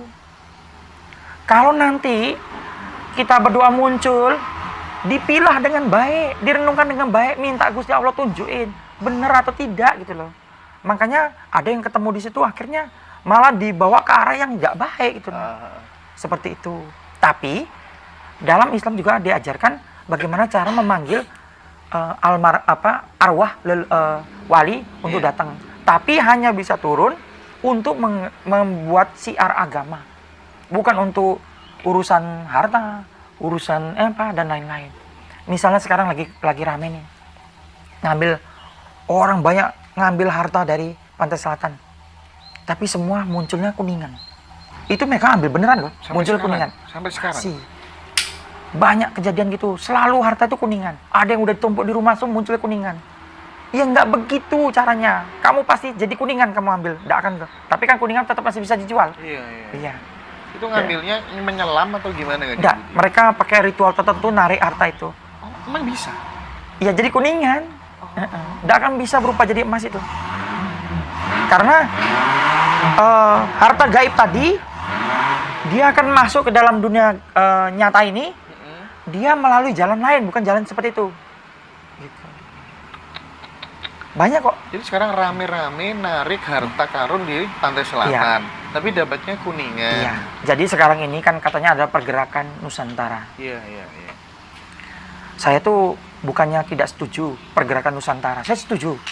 Tapi Anda jadi pelaku, nggak cuma ngambil-ngambil harta itu. Mulai dari keliling rumah Anda. Kalau mau bangkit Nusantara, Anda punya uang, bantu orang di sekeliling Anda. Itu bangkitnya, kita mau bangkit di Nusantara. Iya. Maksudnya nggak ya kayak gitu nah. Loh Mas, ini banyak. Bangkitin Nusantara full halusinasi. Iya, memang kalau kita mau bangkitin Nusantara, bantu orang di sekeliling kita yang nggak mampu sekolah, kita biayain sekolah sampai pinter. Kita bangun apa yang perlu umum, baru kita bisa bangkitin Nusantara. Inilah pendidikan yang perlu benar-benar kita transformasikan kepada banyak Iya. orang ya kan Budi ya. Iya. Sehingga kemudian tidak menganggap kebangkitan Nusantara itu selalu dikaitkan dengan klinik, Iya. mitologi gitu Iya. loh. Kan banyak sih orang mengatakan, aku ini anaknya Iya. Ibu Ratu Pantai Selatan. Iya. Buktinya ini aku udah dikasih cincin gitu. Iya. Saya pernah debat sama seseorang gitu ya. Di forum gitu. Ya kan dia buktinya apa kalau kamu anaknya Ibu Ratu Pantai Selatan? Ini cincin saya pemberian Ibu Ratu katanya. Kayak gitu kan banyak banget gitu. Sebenarnya gampang mau lihatnya dia beneran atau tidaknya. Gampang banget. Kalau dia bener anaknya Kanjeng Ibu, dia kaya melimpah-limpah dalam dunia ini. Oh. Sugih nggak dia? Enggak. Ya susah ngomong saya. Lah namanya anaknya ibu, pasti ibu akan bantu dan semuanya. Tetapi ngeceknya bahwa kemudian maksudnya anak itu maksudnya gimana? Ibu Ratu Kidul hamil di luar nikah Enggak, itu gimana? enggak. Gimana? Jadi istilahnya anak batin. Jadi dia Oh, tuh anak batin. iya, jadi Bukan- yang anak-anak tuh gitu sebenarnya. Jadi gitu. kayak diangkat anak itu anak batin. Tapi saya udah pernah ketemu anak-anaknya ibu, bener-bener kaya sekali. Gitu ya. Iya, kalau memang dia anaknya ibu kaya banget. Mereka lah yang support waktu itu segala macam. Banyak kok itu.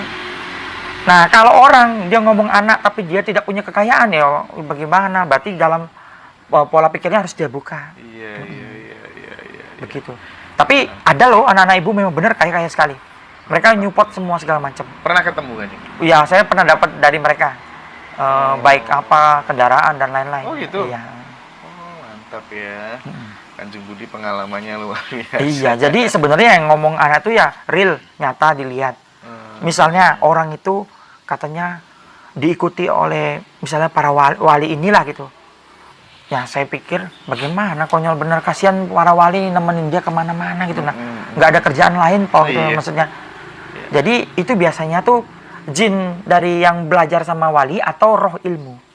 Karena Cuman yang paling logis sebenarnya karena atensinya dia ini soal atensi sih Iya. menurut Via. Iya. Kalau atensi dan fokus pikirannya dia selalu ke misalnya kayak ya apa ya itu akan muncul gitu Iya. loh. Ya kan memang Iya. kenyataannya seperti itu kan ya Iya. Kanjeng ya. Jadi bagi teman-teman kalau pengen merubah hidup ya atensinya ke peluang, Iya. atensinya ke kesempatan melipat gandakan sumber penghasilan itu kan lebih realistis gitu ya. Betul. Lebih realistis dan Kanjeng Budi selalu ngajarin hal itu juga supaya teman-teman tidak stagnan di klinik Betul. kok gitu kan. betul, iya. Karena Kanjeng Budi selama ini belajar terus ya. Iya, saya enggak berhenti. Makanya saya kadang-kadang duduk cuma lihat pohon aja. Saya harus tahu apa perbedaan pohon ini kemarin sama hari ini. Gitu ya. Pasti ada perbedaan. Jumlah daunnya, Iya. posisi arah daunnya, pasti ada perbedaan. Kalau kita udah mulai teliti kayak gitu, banyak rahasia yang Gusti Allah munculin. Begitu. Jadi sebenarnya belajar tuh sama diri sendiri. Ada sebuah rahasia. Sebenarnya banyak orang udah tahu, tapi orang nggak terlalu ngeh. Itu. Di dalam dirimu ada dunia yang sangat besar. Di dalam dirimu ada dunia yang sangat besar. Ada semesta yang sangat besar. Ada semesta yang sangat Dan Pak Hendra bukanlah milik Pak Hendra sendiri, tapi ada miliaran yang membentuk Pak Hendra. Miliaran kehidupan yang membentuk Pak Hendra. Itu.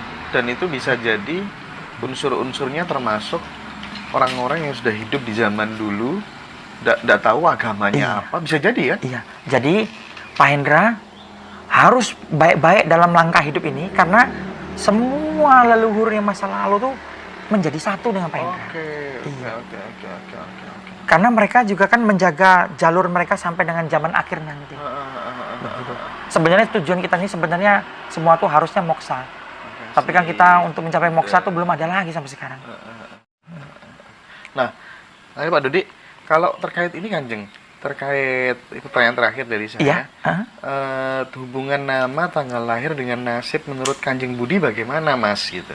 Nah, kalau untuk nama tanggal lahir itu bagi saya bagus ya, karena itu kan di keraton tuh ada namanya Titen, ilmu Titen. Mereka mempelajari dari zaman dulu, udah dicatat dari buku seperti Feng Shui dan lain-lainnya.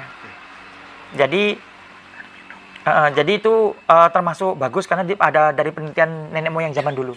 Feng Shui itu sebenarnya dari catatan-catatan zaman dulu. Titen di Jawa juga hebatnya luar biasa. Sayangnya ahli Titen tuh udah banyak yang meninggal. Oh gitu ya. Nggak ada lagi yang bagus. Baru muncul dari luar numerologi dan lain-lain tuh, ya itu. Jadi istilahnya itu beneran nyata, itu biasanya diikutin dari kejadian yang lalu.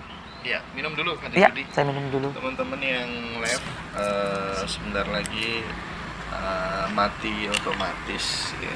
Nanti kita mulai lagi. Teman-teman gudang sebelah dan lain-lain, terima kasih banyak ya. Ada hadir bersama-sama dengan Kanjeng Budi. Ini kalau banyak hal lagi ini yang diungkap sama Kanjeng Budi sangat luar biasa. Di sini mulai lagi. Ya. 1 menit lagi kita mulai.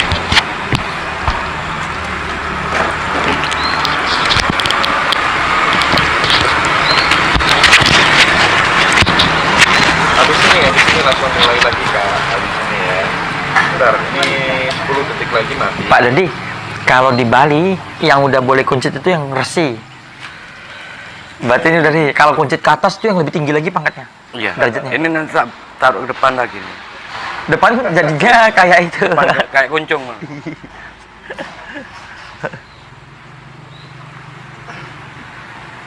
Kuncit itu resi ya?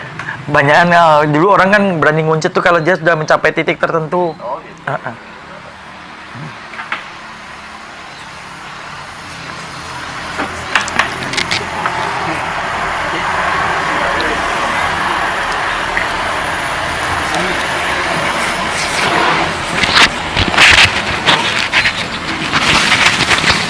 Oke, Kanjeng Budi.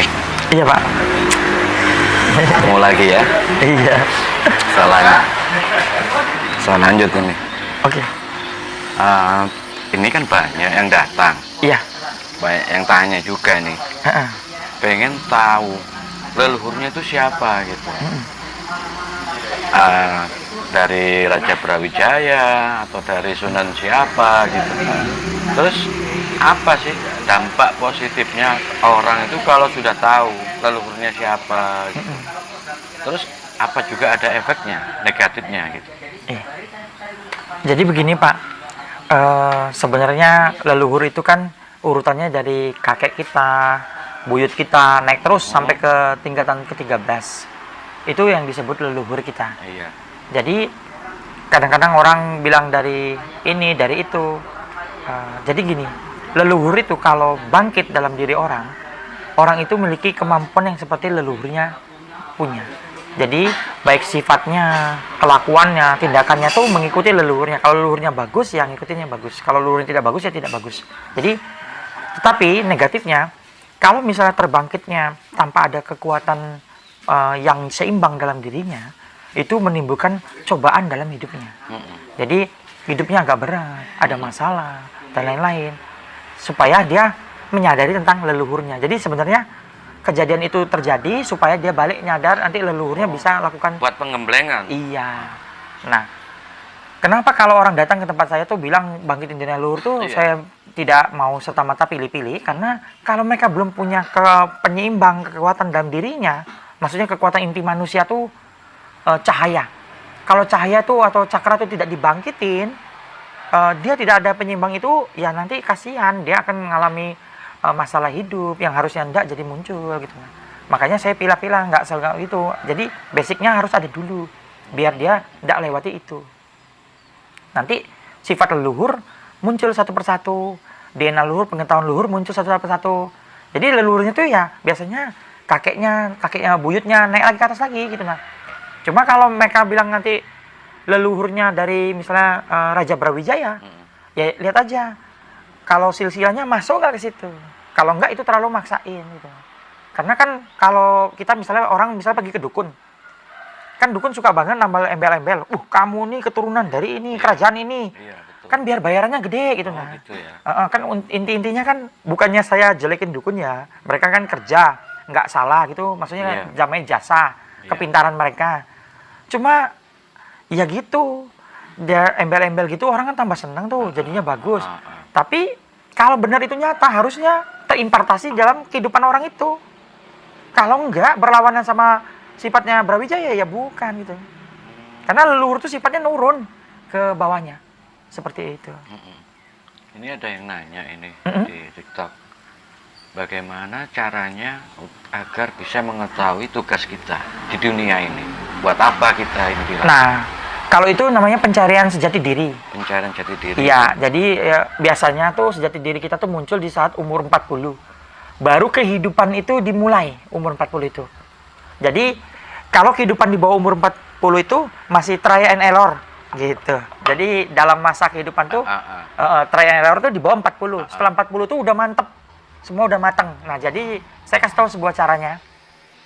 Ini saya mohon maaf kepada para guru. Saya mohon ini biar orang semua bisa tahu tujuannya.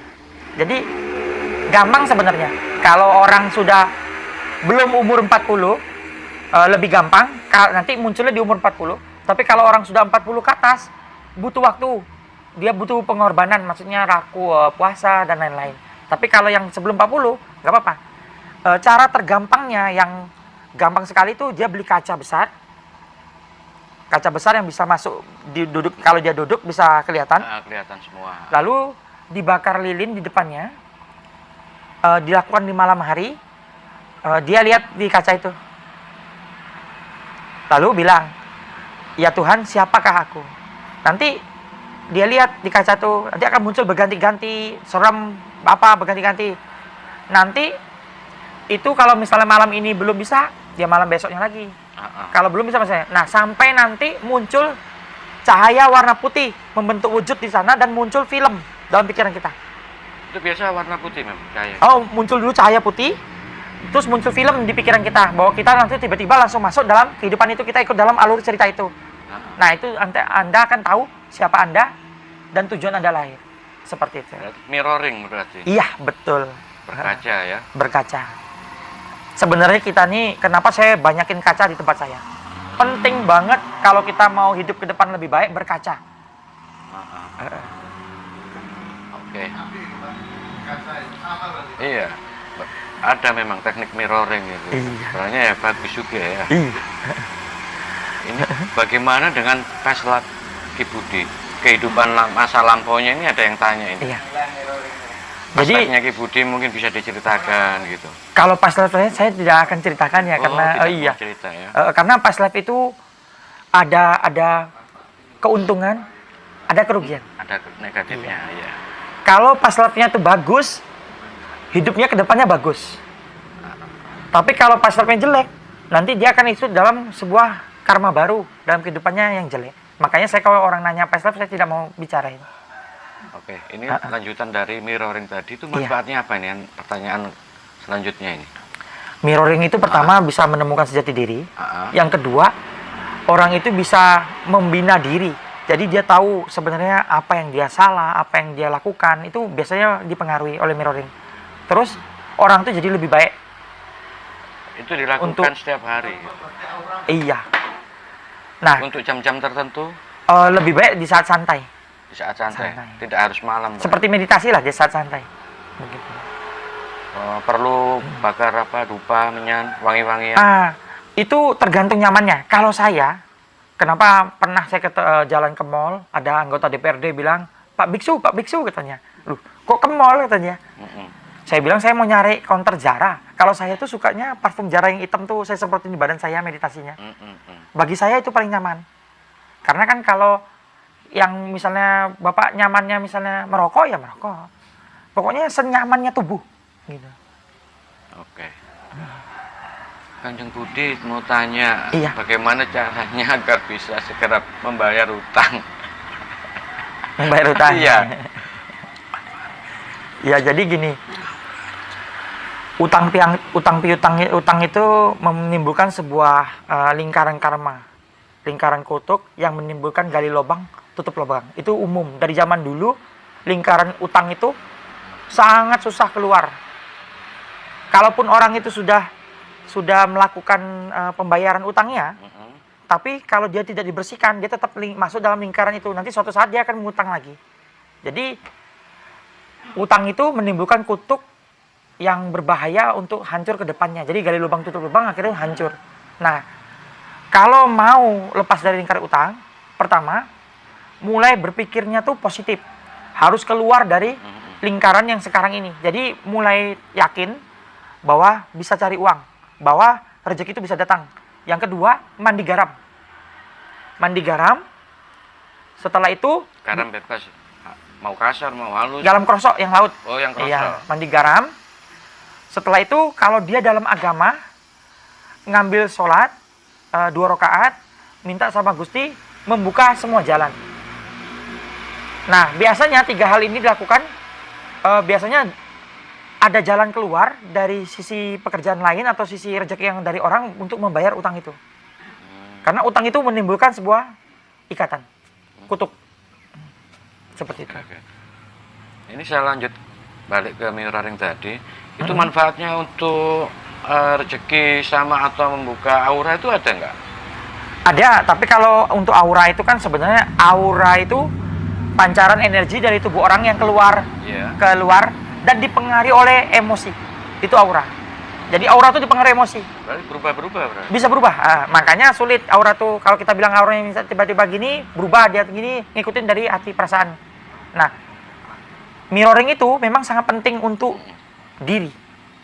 Bagus banget untuk membina diri, mirroring. Makanya dulu saya waktu laku awal banyak kaca di kamar saya. Tapi sudah lewat itu, saya tidak lakukan lagi. Jadi ada waktunya saat kamu udah ngerti siapa diri kamu, ya sudah. Tidak ada dosa lagi. Saya dulu kamar saya kaca-kaca besar semua. Saya bangun, saya lihat. Terus saya lihat di saat saya lagi kecewa sama orang, muka saya bagaimana. Itu penting banget. Seperti itu. Ada perubahan di mimik wajah mesti ya? Setiap manusia berubah, kelihatan. Makanya kami ini kan termasuk ngerti tentang gerakan wajah orang tuh tidak terima dan lain-lain itu. Iya, harus belajar. Dulu saya bekerja di Jakarta, dilatih untuk bagaimana cara melihat orang dan lain-lain, menaklukkan orang dan lain-lain itu diajari. Jadi misalnya orang tuh salaman, dia pegang titik hegu. Nah, berarti orang itu mengontrol kita. Lalu di saat kita bicara, dia lakukan teknik mirroring. Dia ikutin semua yang kita lakuin. Nanti kalau udah kena nih, jadi dia lihat nih orang itu dia lakukan nih gerakannya, dia ikutin gerakannya. Nanti orang yang depannya tuh misalnya sadar nih, ikut gerakan ikutin, dia berubah lagi gerakannya. Kita ikutin lagi gerakannya. Setelah dia lihat orang tuh udah terpaut dengan gerakan mirroring tadi, dia baru lakukan leading, istilahnya dia baru mulai gerakan baru, orang tuh ngikut. Nah, kalau orang tuh ngikut, itu udah bisa dimakan. Maksudnya orang itu akan ikut semua kata-katanya. Jadi sebenarnya sama dengan teknik yang di kaca itu. Mirip persis. Jadi menimbulkan ilmu-ilmu banyak dari kaca. Jadi berkaca itu penting. Makanya bangun tidur, lihat dirimu di kaca. Seperti apa dirimu sesungguhnya. Ada yang ngajarkan teknik mirroring yang telanjang itu gimana?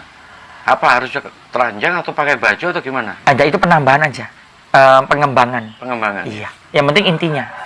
Berarti bebas ya, mau telanjang nggak apa-apa ya? Dalam sebuah pengetahuan tuh yang penting intinya. Jalannya tuh udah pengembangan. Begitu. Terus saat mirroring itu apa? Tugas kita apa? Merasakan atau gimana? Jadi gini, pertama mirroringnya ini tujuannya apa dulu? Kita tujuannya untuk apa dulu? Nah, misalnya kalau kita untuk memperbaiki rezeki, ya kita berkaca saat pagi. Lihat ekspresi muka kita gimana. Kalau tidak enak, seperti itu rezeki tidak akan jauh. Maksudnya gini, ada orang yang bangun tidur tuh mukanya tidak enak benar. Ada orang dia nggak sadar mukanya itu tidak enak. Jadi kita mau ngasih rezeki aja lihat mukanya itu tidak enak. Jadi itu rezeki jauh, serius. Saya biasanya kalau misalnya bangun, Itu rumus itu ya? iya Pak. Pasti ya? Pasti. Jadi ada orang yang muka masalah gitu. Mukanya tuh munculin masalah itu. Jadi kalau lihat tuh, wih ini orang masalah hidupnya beratnya gitu. Muncul di mukanya. Jadi biasanya ketahuan tuh misalnya kalau Bapak misalnya pegang uang 100 juta bebas nih. Muka tuh beda bener. Orang-orang tuh pasti datang baik semua. Energi tuh positif yang muncul. Iya. Nah, kalau mukanya kayak gitu, makanya penting banget itu kaca itu. Teknik mirroring itu banyak. Makanya tujuannya apa dulu? Dia beda-beda jalannya, tapi tetap unsurnya kaca. Bisa nggak dijadikan sebagai sugesti untuk mencari pesugihan halal gitu? Jadi misalnya gini, ini kan soal sugesti ya, soal program aja ya. Karena Kanjeng Budi ngajarin mirroring, terus misal ini ya, misal mirroring, pengen cepet sugih gitu. Iya. Masuk Pak ke fan-fannya Kanjeng Budi Iya. gitu. Sehingga setiap bangun tidur, dia mirroring dengan harapan bisa rezekinya menjadi lancar. Bisa jadi kenyataan. Bisa. Iya, betul. Jadi ilmu baru tuh Pak Indra bilang, iya. Iya. Ilmu Jadi, baru itu. jadi saya tambahin dikit aja yang Pak Indra bilang tadi tuh, tinggal ditambahin afirmasi. Betul, Iya. betul. Afirmasi. Iya. Ya, betul. Jadi ilmu baru, tapi memang benar banyak orang kayak Itu kita yang menemukan Kanjeng Budi. iya, Pak Indra yang nemuin, saya cuma nambahin. Jadi kadang-kadang manusia tuh zaman dahulu tuh kenapa muncul ilmunya macam-macam dari Simba dulu? Ya seperti ini kayak Pak Indra muncul ilmu baru, dipraktekin terus jadi suatu yang ilmu. Itu zaman dulu penemuan ilmu tuh kayak gitu. Jadi sebenarnya ada beberapa pengusaha hebat yang lakukan itu. Dia lakukan, dia lihat di kaca seperti Pak Indra bilang tadi, terus dilakukannya afirmasi. Jadi dia nggak berani keluar rumah kalau nggak lakukan seperti itu. Iya.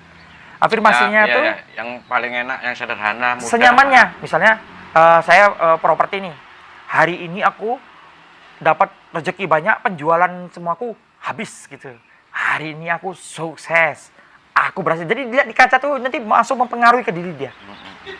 Itu luar biasa. Dan memang beberapa pengusaha lakukan itu. Makanya mereka punya kaca bagus. Coba lah masuk rumah pengusaha pasti ada kacanya besar-besar di kamarnya. Iya, di kamar mandi. Lebih pede nanti ya. Terus nanti dia nggak akan keluar rumah kalau dia belum lihat semuanya. Benar, mereka setelah pakai pakaian dia akan lihat di kaca. Kayaknya mukaku kenapa ya? Nanti dia lakukan tenangin diri, dia minum minum yang segar, dia lagi. Oh gitu ya. Oke, sudah bagus, baru dia keluar. Deal semua usahanya. Kalau mukanya masih belum bagus, dia tahan dulu sampai bagus ya. Iya, betul. Dia lakukan yang misalnya menyamankan dirinya. Dulu waktu saya di perusahaan di Jakarta tuh ada satu pegawai saya tuh mukanya tuh kalau kata orang Sumatera tuh muka sengak. Gitu. Rasanya tuh kalau lihat mukanya kepengen ditabok aja gitu. Nah, ada orang yang gitu. Saya bilang jangan marah sama dia. Itu masalah hidupnya tuh mungkin berat bener. Gitu. Jadi dia masalah sama keluarganya, masalah dari apa. Jadi mukanya tuh mempengaruhi dia. Makanya orang tuh susah banget rezekinya. Berat bener rezekinya. Dapat uang juga, uangnya langsung keluar yang nggak keluar. Jadi ya bocor. itu. Iya. Nah itu sebenarnya rahasia mirroring ini penting banget. Karena saya juga lakukan mirroring tiap pagi. Saya taruh di kamar mandi. Saya mandi, saya lihat muka saya. Saya mandi lagi kalau belum berubah. Saya lihat muka saya. Saya terus gitu. Sebenarnya itu rahasia yang banyak orang lakuin kalau untuk seperti ini. Ini ilmunya Pak Endra tadi. Iya, mirroring. Ya, coba Bapak lihat dah. Di kamar mereka pasti kacanya besar-besar. Pasti kacanya besar-besar.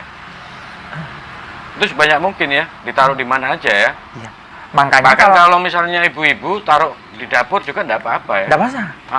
Makanya ada banyak ini orang-orang masang kaca patwah itu di rumahnya. Sebenarnya kan itu untuk ini.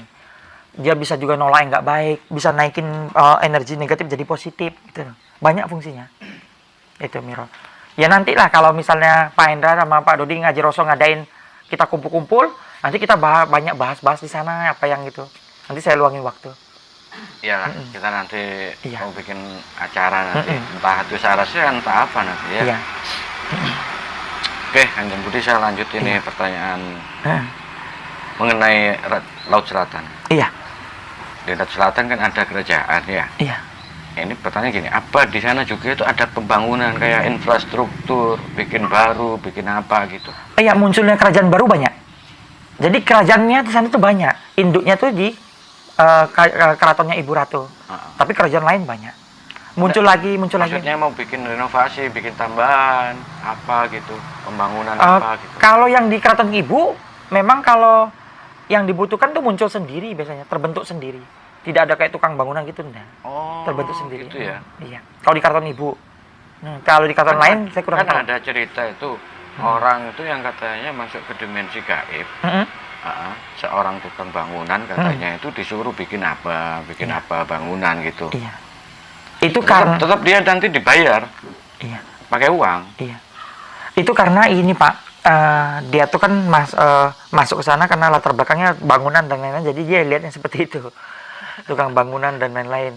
Jadi kadang-kadang pengalaman goib itu juga dipengaruhi dengan latar belakang, pola sosial budayanya, agamanya, pekerjaannya itu dipengaruhi. Jadi makanya jangan pernah ribut, marah. Kalau kita misalnya lihat di depan, yang satu bilang itu apel, yang satu bilang itu jeruk. Ya jangan marah. Yang penting ada kesepakatan, ada benda di depan itu. Bisa bilang apel atau jeruk, karena mungkin yang ini nggak pernah makan apel. Dia cuma taunya jeruk aja. Yang ini mungkin nggak pernah makan itu, kebaliknya. Atau pengetahuannya belum sampai situ. Tapi yang penting kesepakatannya ada benda di depan itu. Cuma nanti waktulah yang menentukan mereka bisa lihat sama-sama. Frekuensi yang menentukan mereka bisa melihat sama-sama. Makanya kalau tamu datang, saya harus samain frekuensi saya ke mereka. Jadi saya bisa masuk dalam cerita mereka. Kalau enggak, ya beda. Gitu. Terus itu uang yang dikasihkan ketika tukang bangunan tadi itu, mereka terima itu real, uang nyata. Terus bisa dijelaskan padahal ini dari goib. Goib itu dapatnya dari mana? Kalau hal itu bisa terjadi, saya bilang bisa. Karena Bapak kalau nyimpen batu-batu permata di rumah, kan goib bisa ambil. Yang gak usah jauh-jauh lah Pak. Kalau Bapak piara tuyul, itu kan duit nyata yang diambilnya. Tuyul. Tapi kan tuyul batasnya cuma ngambil 200.000, nggak lebih di tiap rumah. Tuyul tuh nggak pernah ngambil sampai jutaan, dah. Oh, nggak ada ya? Nggak. Kalau tuyul, ya sabar-sabar uang receh, karena uang dikit, karena dia dikumpulin jadi banyak. Tuyul tuh paling ngambil selembar, 2 lembar dia lari. 200.000 mungkin. Iya, paling tinggi 200.000, nggak lebih dari itu. Lari. Iya, biasanya dia cuma ngambil selembar. Misalnya Bapak Dodi simbang, jadi Bapak nggak akan ngetahui duit Bapak hilang gitu. Nah itu aja real, berarti yang itu bisa real. Oke. Kecuali kalau babi ngepet ya Pak, baru ngambil semua gitu. Oh. Ilmu jaga lilin. Jadi, Berarti maharnya lebih gede itu ya? kalau itu kan Yang sudah, babi ngepet. kalau babi ngepet itu kan Pak, orang itu udah menjual dirinya, menjalin persekutuan, jadi nanti sudah bukan ke Gusti punya tuh meninggalnya. Jadi karena gini, dalam keluarga kami juga terjadi suatu hal. Jadi kebetulan di Pulau Nias tuh ada orang bisa lakukan persekutuan dengan gaib gitu. Jadi perjanjian yang diikat dengan gaib. Nah dulu kebetulan kami kan keluarga itu dengan macan. Jadi perjanjian dengan macan itu diikat gitu. Jadi nanti akan menyebabkan keturunan berikutnya tuh bermasalah. Nah untungnya saya udah lepas dari itu semua. Tapi mereka tetap ngikutin. Ya enggak masalah. Tapi yang penting mereka tidak mengikutin, ngambil sesuatu yang tidak baik. Misalnya kayak kematian, sakit mendadak, dan lain-lain. Jadi banyak orang Indonesia lakukan hal seperti itu. Di tiap-tiap daerah beda-beda caranya. Ini ada yang komentar. Ini kalau mirroring di dapur nggak jadi masak ini. Bisa-bisa gosong masakannya katanya. Sebenarnya ya sambil lihat-lihat gitu. Nah. Malah nanti jadi bagus cara masaknya. Kan kelihatan, bagus kayak gini gitu. Sambil action ya. Iya. Tapi jujur ya, ibu-ibu tuh sebenarnya ahli dalam mirroring. Pasti mereka bawa kaca kemana-mana. Iya. Cuma jujur ya, agak sulit sekarang menemukan wanita tuh yang benar-benar nyata. Kadang-kadang ada yang setengah senti tebal bedaknya, ada yang 1 senti. Kadang-kadang saya kalau dikirim foto tuh kadang-kadang bingung, Pak. Mereka kirim foto, saya kan mau terawang nih. Saya bilang, bisa kirim foto sekarang nggak? Kirim foto sekarang. Loh, kok beda yo? Yang sekarang hitam, yang tadi putih. Saya jadi bingung gitu zaman sekarang. Waduh. Saya bilang, Bu ngirim yang benar-benar, foto yang benar, jangan foto yang ini, nanti jadi penglihatan jadinya bermasalah gitu. Oke. Ini ada pertanyaan dari Mbak Kinasi ini. Ah. Kalau minta ke Kanjeng Ibu, apakah ada ikatan gitu? Maksudnya ikatan itu kayak mungkin perjanjian. Yang jelas kan nanti perjanjian kalau melanggar ada resikonya, ada efeknya. Tergantung dulu mintanya bagaimana, bagaimana dan mintanya apa. Kalau cuma memohon berkah, ya tidak ada ikatan. Jadi cuma ada ikatannya tuh seperti misalnya kalau berkahnya dapat, dia harus membantu orang lain atau sedekah. Nah, itu ikatannya seperti itu aja. Bukan berikatan yang mengorbankan nyawa keluarga dan lain-lain, enggak. Kecuali kalau pesugihan baru ada ikatan, ada bayaran. Karena pesugihan itu kan istilahnya yang nyata ya, banyak orang lakukan pesugihan tuh pesugihan doang, korbannya iya tapi harta enggak ada. Makanya enggak semua pesugihan tuh berhasil. Misalnya ada orang mau pesugihan duitnya harus kaya banyak, modalnya cuma 100.000, ya nggak mungkin. Nggak mungkin dapat miliaran ya. Iya nggak mungkin, tapi 100.000. tapi korbannya nyata nanti. Korbannya nyata. Jangan salah loh, sesekali kamu berjanji mereka ambil tetap, tapi uang yang kamu dapat enggak gitu. Seperti itu. Kalau misalnya ada orang yang ingin interaksi dengan Ibu Ratu, itu apa bisa dilakukan di rumah gitu tanpa perlu pergi ke pantai selatan gitu? Apakah bisa nanti? Bisa kalau sudah terbuka jalannya, jalurnya, maksudnya jalur seperti kita kayak berdoa. Misalnya kalau orang-orang yang kepercayaannya kepada dewa, itu dari patungnya tuh kalau jalurnya belum terbuka ya nggak sampai. Jadi biasanya tugas kami tuh, saya tuh karena sering dipanggil tuh kalau tempat sembayangan orang tuh, saya bukain jalurnya ke dewanya. Jadi kalau udah jalurnya terbuka, mereka berdoa tuh nyampe gitu, seperti itu. Oh, berarti nanti ada passwordnya nanti tertentu? Enggak. Enggak. Nanti bukan password ya, nanti batinnya. Batinnya aja? Iya, batinnya. Oke. Apakah beliau, Ibu Ratu itu, ini dalam pandangan Islam ya? Iya. Ibu Ratu itu juga mengenal seperti sosok Nabi Muhammad atau siapa gitu? Pasti. Pasti ya? Iya, Kanjeng Nabi sama itu. Saja ya? Kanjeng Nabi itu manusia mulia. Iya. Iya, istilahnya yang dipilih gitu. Ya pasti Kanjeng Nabi itu di dalam dunia gaib santer Kanjeng Nabi. Orang nggak berani kok sama Kanjeng Nabi. Makanya beliau tuh ya layak tinggal di langit ke-7. Oh, oke. Ini ada pertanyaan tentang masalah khazanah ilmu Jawa, tentang perhitungan hari. Kan ada di Jawa itu hari weton, pasaran apa gitu. Kalau dalam pandangannya Kanjeng Budi, apakah itu memang relevan? Ada dampaknya. Misalnya hari ini wage harus gini. Itu apa memang real ada? Jadi gini, kalau perhitungan weton yang benar itu memang di Jawa ada, namanya ilmu titen. Ilmu titen itu dipelajari dari catatan simbah-simbah dulu, misalnya dia ikutin percobaan, misalnya kalau orang lakukan ini hasilnya ini dicatat. Dan itu benar-benar seperti ilmiah Jawa itu benar-benar nyata. Cuma setelah mereka dihitung titennya, membentuk takdir karma dalam mereka, jadi takdir baru dalam kehidupan mereka. Jadi dia ngikutin takdir baru dari titen tadi. Atau wetonnya, apanya harus begini, itu ngikutin jadinya. Misalnya orang tuh, makanya itu sangat berbahaya itu. Kalau misalnya orang mau masuk dalam titen weton itu, nanti membentuk hidup baru, garis hidup baru jadinya. Jadi ngikutin wetonnya, kalau kayak gini nanti gini, ya bentuk jadinya. Tapi memang hasil dari titen itu sama kayak Feng Shui, itu memang hasil penelitian dari orang-orang pintar zaman dahulu, dia dibukukan, dipelajari. Maksudnya mempengaruhi karakter ya?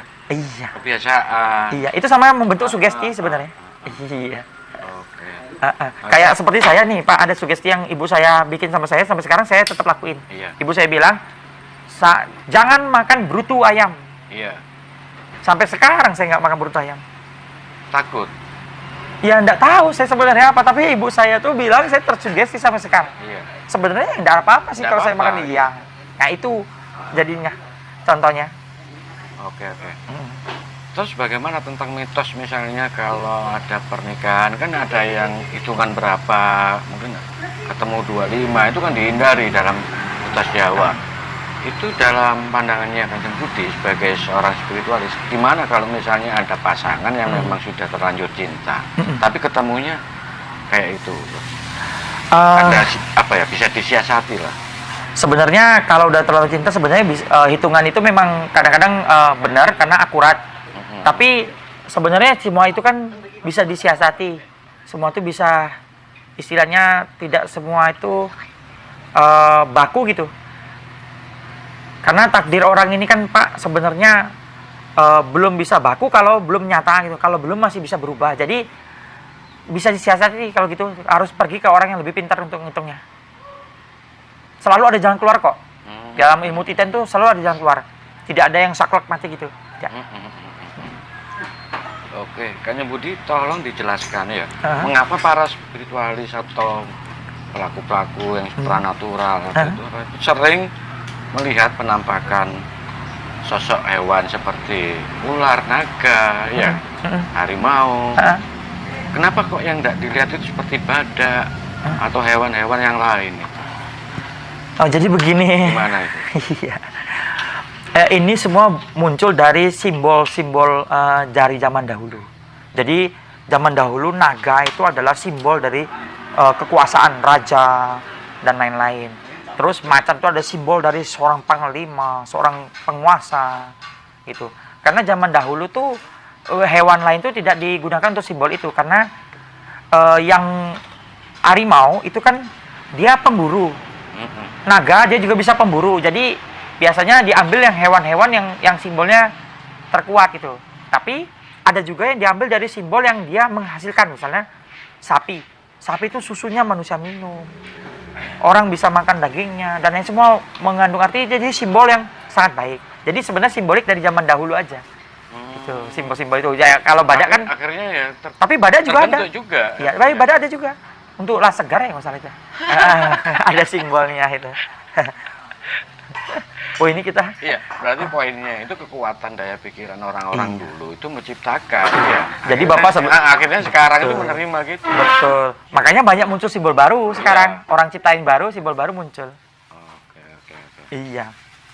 Nah ini ada pertanyaan mengenai orang yang pernah dibukakan cakra Ya. oleh seseorang. Iya. Nah, tetapi seiring perjalanan waktu karena kesibukan atau apa, dia tidak pernah mengolah lagi, tidak pernah mengasah lagi. Apakah itu nanti bisa ketutup kembali?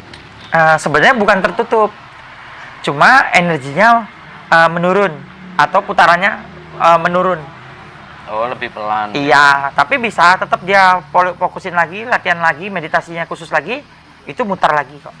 Oh, gitu. Sebenarnya cakra itu tidak tertutup, cuma bisa mengimpartasi keluar nggak energinya.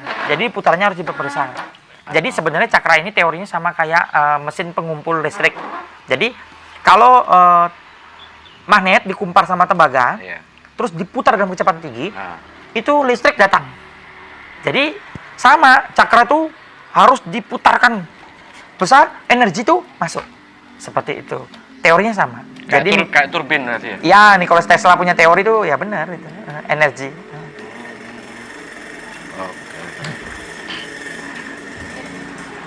Kanjeng Budi, tolong dijelaskan meditasi secara sederhana. Dalam meditasi kan beberapa praktisi itu menyarankan untuk yang ada yang fokus ke lilin, fokus ke pernapasan. Kalau Kanjeng Budi gimana? Ya jadi gini, meditasi itu Bapak Ibu tuh mesti tentuin dulu meditasinya ini tujuannya buat apa. Kalau udah ditentuin, baru bisa saya ini jabarin, karena meditasi itu banyak sekali macam-macam. Ada untuk healing, ada untuk kesadaran, ada untuk power, begitu. Oke Budi, kalau soal mata batin tuh yang dimaksud membuka mata batin tuh maksudnya apa sih Budi? Sebenarnya membuka kesadarannya. Mata batin itu tidak ada yang tertutup. Jadi sebenarnya membuka kesadaran. Iya. Jadi gini, saya praktisi bersih ya. Saya tidak menggunakan goib untuk. Jadi ada orang yang langsung bisa ngelihat goib itu karena dimasukin langsung jin itu ke dalam dirinya atau goib, akhirnya dia bisa ngelihat. Makanya dalam agama ada dibilang orang bisa lihat goib karena ada goib dalam dirinya. Itu dimasukin bisa langsung lihat. Tapi kalau saya kan yang mengajari mata batin tuh karena di saat manusia lahir mata batin itu sampai sekarang tuh tidak tertutup. Cuma apa yang bikin dia tertutup? Sekolah lah dia, SD dari TK, SD, SMP, SMA, akhirnya membentuk blok logika. Logikanya naik, akhirnya itu yang menutup, membuat kesadarannya tuh kurang. Jadi sebenarnya membuka mata batin itu yang terbaik tuh dengan membuka kesadarannya, bukan dengan menyisipi goib ke dalam tubuh. Karena kalau saya pantang sekali goib dalam tubuh manusia, karena Gusti Allah tidak suka disebut najis batin. Najis tubuh, lakukan hubungan dan lain-lain itu masih bisa dibersihkan, bisa ditabisin. Tapi kalau najis batin itu sulit banget dibersihkan. Ya, Kanjeng Budi. Ya. Jadi kan karena banyak sekali yang pengen ketemu sama Kanjeng Budi Iya. nih ya. Kita akan ajak teman-teman untuk berkumpul di dalam satu kelas. Kelasnya nanti mungkin kita buat di sini aja. Boleh. Di apa tuh namanya? Di Joglo, Joglo ini ya. Nah, itu nanti yang akan kita bicarakan atau kemudian yang akan di-trigger Kanjeng Budi di kelas ini tentang teknik manifestasi rezeki lewat mirroring, panduan meditasi yang selama ini diikuti Kanjeng Budi, rahasia doa agar cepat terkabul, menaikkan omset bisnis dengan kekuatan pikiran, termasuk membuka mata batin. Oke, Kanjeng Budi ya. Oke. Jadi tempatnya nanti kita izin sama Pak Bos ya. Tempatnya nanti dilakukan di sini dan itu menjadi kelas yang sangat rasional gitu ya, bisa dibuktikan begitu ya Kanjeng Budi ya. Nanti makanya nanti Bapak tentuin aja mau di sini atau yang di satu lagi tuh. Oke, siap. Mana yang paling tenang aja ya, paling asik aja. Iya. Untuk tanggalnya belum ya, masih kita godok. Pokoknya nanti saya siapin waktu, begitu ngaji Roso siapin ya kita datang. Iya. Soalnya jadwal saya tuh dari ngaji Roso, jadi kalau dibilang santai Mas Budi istirahat saya. Oke, kita lanjut, Kanjeng Budi. Iya. Ini pertanyaan tentang Ratu Kidul juga ini Ibu Ratu ini. Apakah beliau itu bajunya hanya warna itu hijau aja? Ada pernah pakai baju warna merah atau warna? Beliaunya siapa? Ibu Ratu. Ibu. Oh, enggak lah. Ibu tuh pakainya deep blue. Deep blue yang aja. biasa dipakai deep blue. Dan juga kadang-kadang dia pakai baju warna lain seperti emas, keemasan, kadang-kadang putih. Tergantung hari-hari tertentu atau keinginan beliau pribadi. Juga berarti ya? Iya. Kostumnya. Karena ada yang munculnya seperti kostum warna emas. Ada juga yang ini. Jadi karena dia ngikutin orang yang latar belakang orang yang lihatnya aja. Iya. Kalau saya netral biasanya lihat yang biru. Kadang-kadang lihat emas, keagungan. Kalau emas itu kan keagungan. Biasanya. Kalau pengusaha itu pasti ngeliatnya yang emas, keagungan. Iya. Kemakmuran. Iya. Kalau orang yang sibuk di agama pasti lihatnya pakaian putih. Iya. Beda-beda dia. Apakah Ibu Ratu itu hanya bisa ditemui di Parangkusumo? Karena kok mesti ritualnya kan di sana. Kenapa tidak di pantai lain, di Ngeliat, Balai Kambang atau di mana itu di Pangandaran gitu? Sebenarnya tidak begitu. Tidak begitu ya? Sepanjang pantai selatan bisa, karena Keraton Selatan itu kan menguasai pantai selatan. Nah, cuma cerita ini, awal tradisi ini dimulai dari Parangkusumo. Sebenarnya pantai itu kan pantai Parangtritis, cuma ada Trah dari Kusumo bertapa di sana. Disitulah cerita itu bermula. Jadi biasanya kan banyak dilakukan ritual di pusat awal itu. Sebenarnya sama pantai selatan ya tidak masalah. Pangandaran juga, sampai ke Bali juga. Dan ibu juga kan kadang-kadang dikenal berbeda-beda cerita sama mereka tergantung dari sampainya ke sana melalui siapa, melalui bagaimana, itu bisa berubah. Seperti itu. Iya. Ini pagi Mas, ini ada yang tanya ini. Jika misalnya mau mengadakan acara larungan kemintanya kan ke sana loh. Itu kita apakah mengadakan suatu ikatan perjanjian? Nanti yang akan misalnya kalau kita akhirnya meninggal nanti akan dia disandra di sana gitu. Gini, harus ngerti dulu ya. Saya ini juru kunci dari keraton. Kami tidak melakukan pesugihan yang berhubungan dengan tumbalan.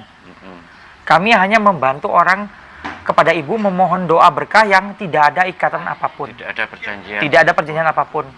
Anda mau lanjutin lagi boleh, tidak lanjutin juga tidak boleh. Tidak ada. Tapi kalau misalnya Anda dibantu, nanti Anda harus lakukan kebaikan. Sudah kok setelah itu. Tidak ada yang permintaan Pantai Selatan minta ini, itu tidak ada. Yang diminta Kanjeng Ibu, habis itu lakukanlah kebaikan mulai dari sekelilingmu dulu. Kadang-kadang kan orang melakukan kebaikan jauh-jauh, padahal sebelahnya orangnya susah gitu.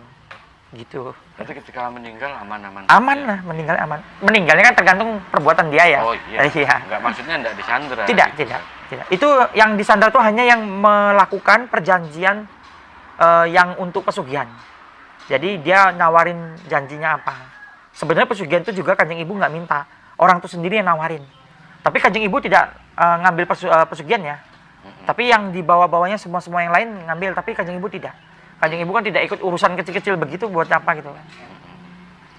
Nah, kemarin banyak juga WA yang masuk ya. Mm-hmm. Untuk persiapan apa kita harus bawa apa gitu kalau mau larungan gitu, apa kita perlu puasa juga. Jadi persiapan larungan tuh kalau mau puasa di hati Anda boleh, tapi Anda tidak bawa apa-apa. Kami udah siapin semua untuk persiapan peralatan, sesaji dan lain-lain. Cuma di saat hari larungan Anda harus menjaga hati Anda, karena simbol yang saya masukin nanti, yang Anda akan pegang masukin itu adalah telon suci. Telon suci itu perlambangan dari hati, pikiran, dan tujuan Anda kepada Gusti itu mesti bersih. Harus bersih. Ya, nanti akan ada cobaan untuk emosi, marah, dan lain-lain. Pokoknya sampai bimbang dan lain-lain itu akan ada cobaan satu hari itu. Tapi misalnya Anda udah lakuin, misalnya udah telanjur marah dan lain-lain, yang penting Anda sadar, minta maaf kepada Gusti bahwa Anda salah, baru jalanin lagi. Gitu. Jadi dosa itu tidak akan mengikat kalau tidak Anda udah minta maaf, Anda tidak ngikutin roh penuduh tadi. Kalau misalnya meminta larungan itu waktunya siang hari, itu nggak apa-apa. Nggak masalah, asal Anda tahan panas dan Anda nanti sabar-sabar kalau difoto orang.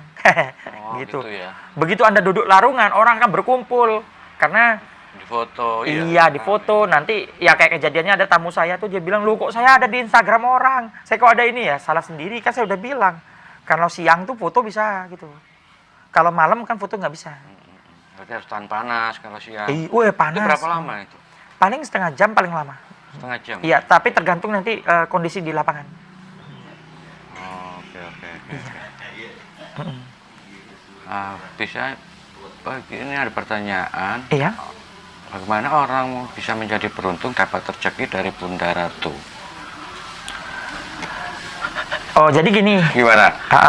Maksudnya beruntung dapat rezeki dari Bunda Ratu, maksudnya gini, mereka pertama lakukan istilahnya hubungan, maksudnya doa kepada Ibu dengan cara larungan itu, lalu orang itu tetap harus ada usaha, lalu nanti dari petunjuk sana saya akan sampaikan kepada dia untuk membentuk suatu pengertian untuk dia, karena kalau tidak diberikan pengertian tidak bisa jalan apa yang dia akan jalan itu. Nanti rezeki itu akan jalan, misalnya tiba-tiba tokonya jadi rame, tiba-tiba kontrak-kontrak akan muncul, seperti itu dia. Nanti setelah itu datang, dia harus membantu orang sekitar atau berderma, seperti itu. Terus tidak ada hubungannya dengan Kanjeng Ibu. Jadi Kanjeng Ibu tidak minta untuk dia, tapi untuk orang itu aja, nggak ada hubungannya. Sebenarnya berdermanya itu yang sangat penting ya. Iya. Aplikasi. Iya. Cuma kan orang kalau duit kecil, orang masih bisa. Iya. Misalnya Pak Dodi misalnya megang uang 100 juta lah, Bapak masih bisa lah derma. Tapi Bapak kalau udah megang uang sampai 100 miliar tuh, kan dermanya naik tuh. Iya. Berat itu. Iya. Orang semakin besar kan berat tuh. Iya. Berarti masih kemelekatan ya. Itu susah menghilangkan kemelekatan. Ada tips, nasihat untuk bisa menghilangkan kemelekatan kan Ibu? Jadi gini, sadari aja bahwa diri kita ini bukan milik kita. Sudah. Simpel ya. Iya, simpel. Depan. Iya. Oke, ini ada pertanyaan dari Mbak Kinasi. Mbak Kinasi ini penggemarnya Kanjeng Budi nih. Nah, Kanjeng Budi, Eyang Semar itu sejatinya di mana, Mas? Kan banyak petirasan-petirasan yang katanya ada di ini daerah ini, daerah ini. Iya. Jadi Eyang Semar tuh sebenarnya di saat Anda di rumah Anda juga nembung, dia datang. Jadi tapi Eyang Semar yang datang itu nanti kalau yang benar-benar datangnya Eyang Semar, itu sifat hidupnya tuh berubah. ngikutin dengan laku yang Semar. Semar itu kan sebenarnya utusan cahaya, jadi utusan Gusti aja disuruh kemana itu. Tapi yang ada di Serandil dan lain-lain itu avatar, jadi perwujudan. Yang kenapa saya di Merapi, karena saya belajar sama guru saya yang Semar hitam. Hitam, Ya, era Semar hitam itu adalah yang Semar yang apa adanya, ngomong apa adanya. Bloko Suto. Iya. Jadi tidak ada tata apa yang dia susun-susun, tidak. Yang Semar Serandil ada yang Semar yang punya tatanan rapi dan lain-lain. Jadi sebenarnya yang Semar itu ya utusan cahaya dalam diri orang. Ada pengertian juga. Yang Semar itu adalah di saat niatan kita melakukan kebaikan itu disebut Semar. Saat kita melakukan kejahatan disebut Togo. Ada juga seperti itu. Karena pengertian itu dalam Jawa sangat banyak. Saya nggak masuk ke situ, tapi saya ngalamin yang pengalaman saya pribadi. Saya nanti kalau nembung yang Semar, dia muncul dengan wujud aslinya. Lalu saya dapat wejangan dan saya terpengaruh berubah hidup. Saya bisa berubah hidup karena guru-guru saya. Pengaruh yang saya dapat seperti itu. Kalau orang ngakunya sudah pernah ketemu yang Semar tapi hidupnya masih amburadul, berarti omong kosong kan? Bukan omong kosong, dia harus tenangin diri. Dia harus tahu itu dari halusinasi dia, Iya. bukan dari the real kenyataan. Iya. Karena Iya, impartasinya tidak muncul dalam kehidupannya. Oke. Bisa lanjut ini Iya. mengenai apa benar Prabu Brawijaya V itu muksa di Gunung Lawu? Ini saya mau ngomong agak sulit nih, karena banyak sekali pendukung-pendukung Prabu Brawijaya kalau salah ngomong, karena pengertian Prabu Brawijaya di mana aja tuh kan terbagi-bagi. Kalau kelompok dari Gunung Kidul di Ngobaran, kalau dari Gunung Lawu di Gunung Lawu. Nah ini saya tidak mau masuk ke sisi itu karena semua punya pengertian sendiri, semua simba-simbanya punya cerita sendiri. Jadinya saya ngikutin cerita yang mana jadinya. Setiap guru punya cerita sendiri. Kalau kita ngomong nanti muridnya pasti counter balik. Jadi moksanya di mana?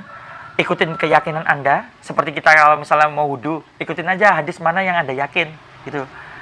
Ikutin yang mana Anda yakin ya di situ, enggak apa-apa karena beliau nanti hadir di situ. Begitu. Kalau mau nembung yang Semar itu ada sesaji yang khusus. Seperti kalau misalnya Ibu Ratu kan pakai telon suci. Kalau yang Semar apa ada? Sebenarnya nggak ada. Tapi dalam tradisi Jawa ada penambahan. Kalau saya biasanya untuk ningkatin saya punya sugesti dan lain-lain, saya selalu kasih kinang, maksudnya sirih. Iya. Siri, tapi inget ya, yang Semar tuh kalau mau ngidangin siri, biasanya kan kita beli kinang tuh dari toko, main taruh aja kinang di situ. Kalau ngasih saji tuh mikir-mikir gitu. Kalau kamu sendiri dikasihin kayak gitu, mau makan nggak? Mau coba nggak gitu istilahnya ya, kalau misalnya. Jadi bikinlah kinang tuh dengan ciri yang terbaik, pinang yang terbaik, ini yang terbaik, dibikin dengan yang terbaik dan disediain udah siap. Kalau acara pernikahan di Sumatera, biasa kinang itu kan disuguhin. Udah dibentuk rapi, disuguhin orang tinggal makan. Nah kalau bikin sesaji, yang kira-kira kadang-kadang saya lihat itu ada yang sudah busuk di mana, main taruh-taruh aja gitu. Nah jadi ya bagaimana? Sebenarnya kan sesaji itu perlambangan dari hati kalian. Gitu. Kalau hati kalian gitu ya seperti itulah. Gitu. Tapi sebenarnya yang Semar sendiri nggak perlu kayak gitu juga nggak apa-apa. Tapi ini kan tradisi aja yang diikutin. Sebenarnya langsung bisa ditembung bisa. ya. Karena ini tradisi ini kenapa harus tradisi ini simba-simba dulu tentuin. Karena kan ini perlambangan dari sifat orang tuh. Iya. Biar mereka ngerti sifatnya tuh harus begini. Ini loh lambangnya gitu nah. Gitu. Kenapa ada kopi pahit, ada teh pahit, ada air itu biar orang tuh sadarin nah gitu.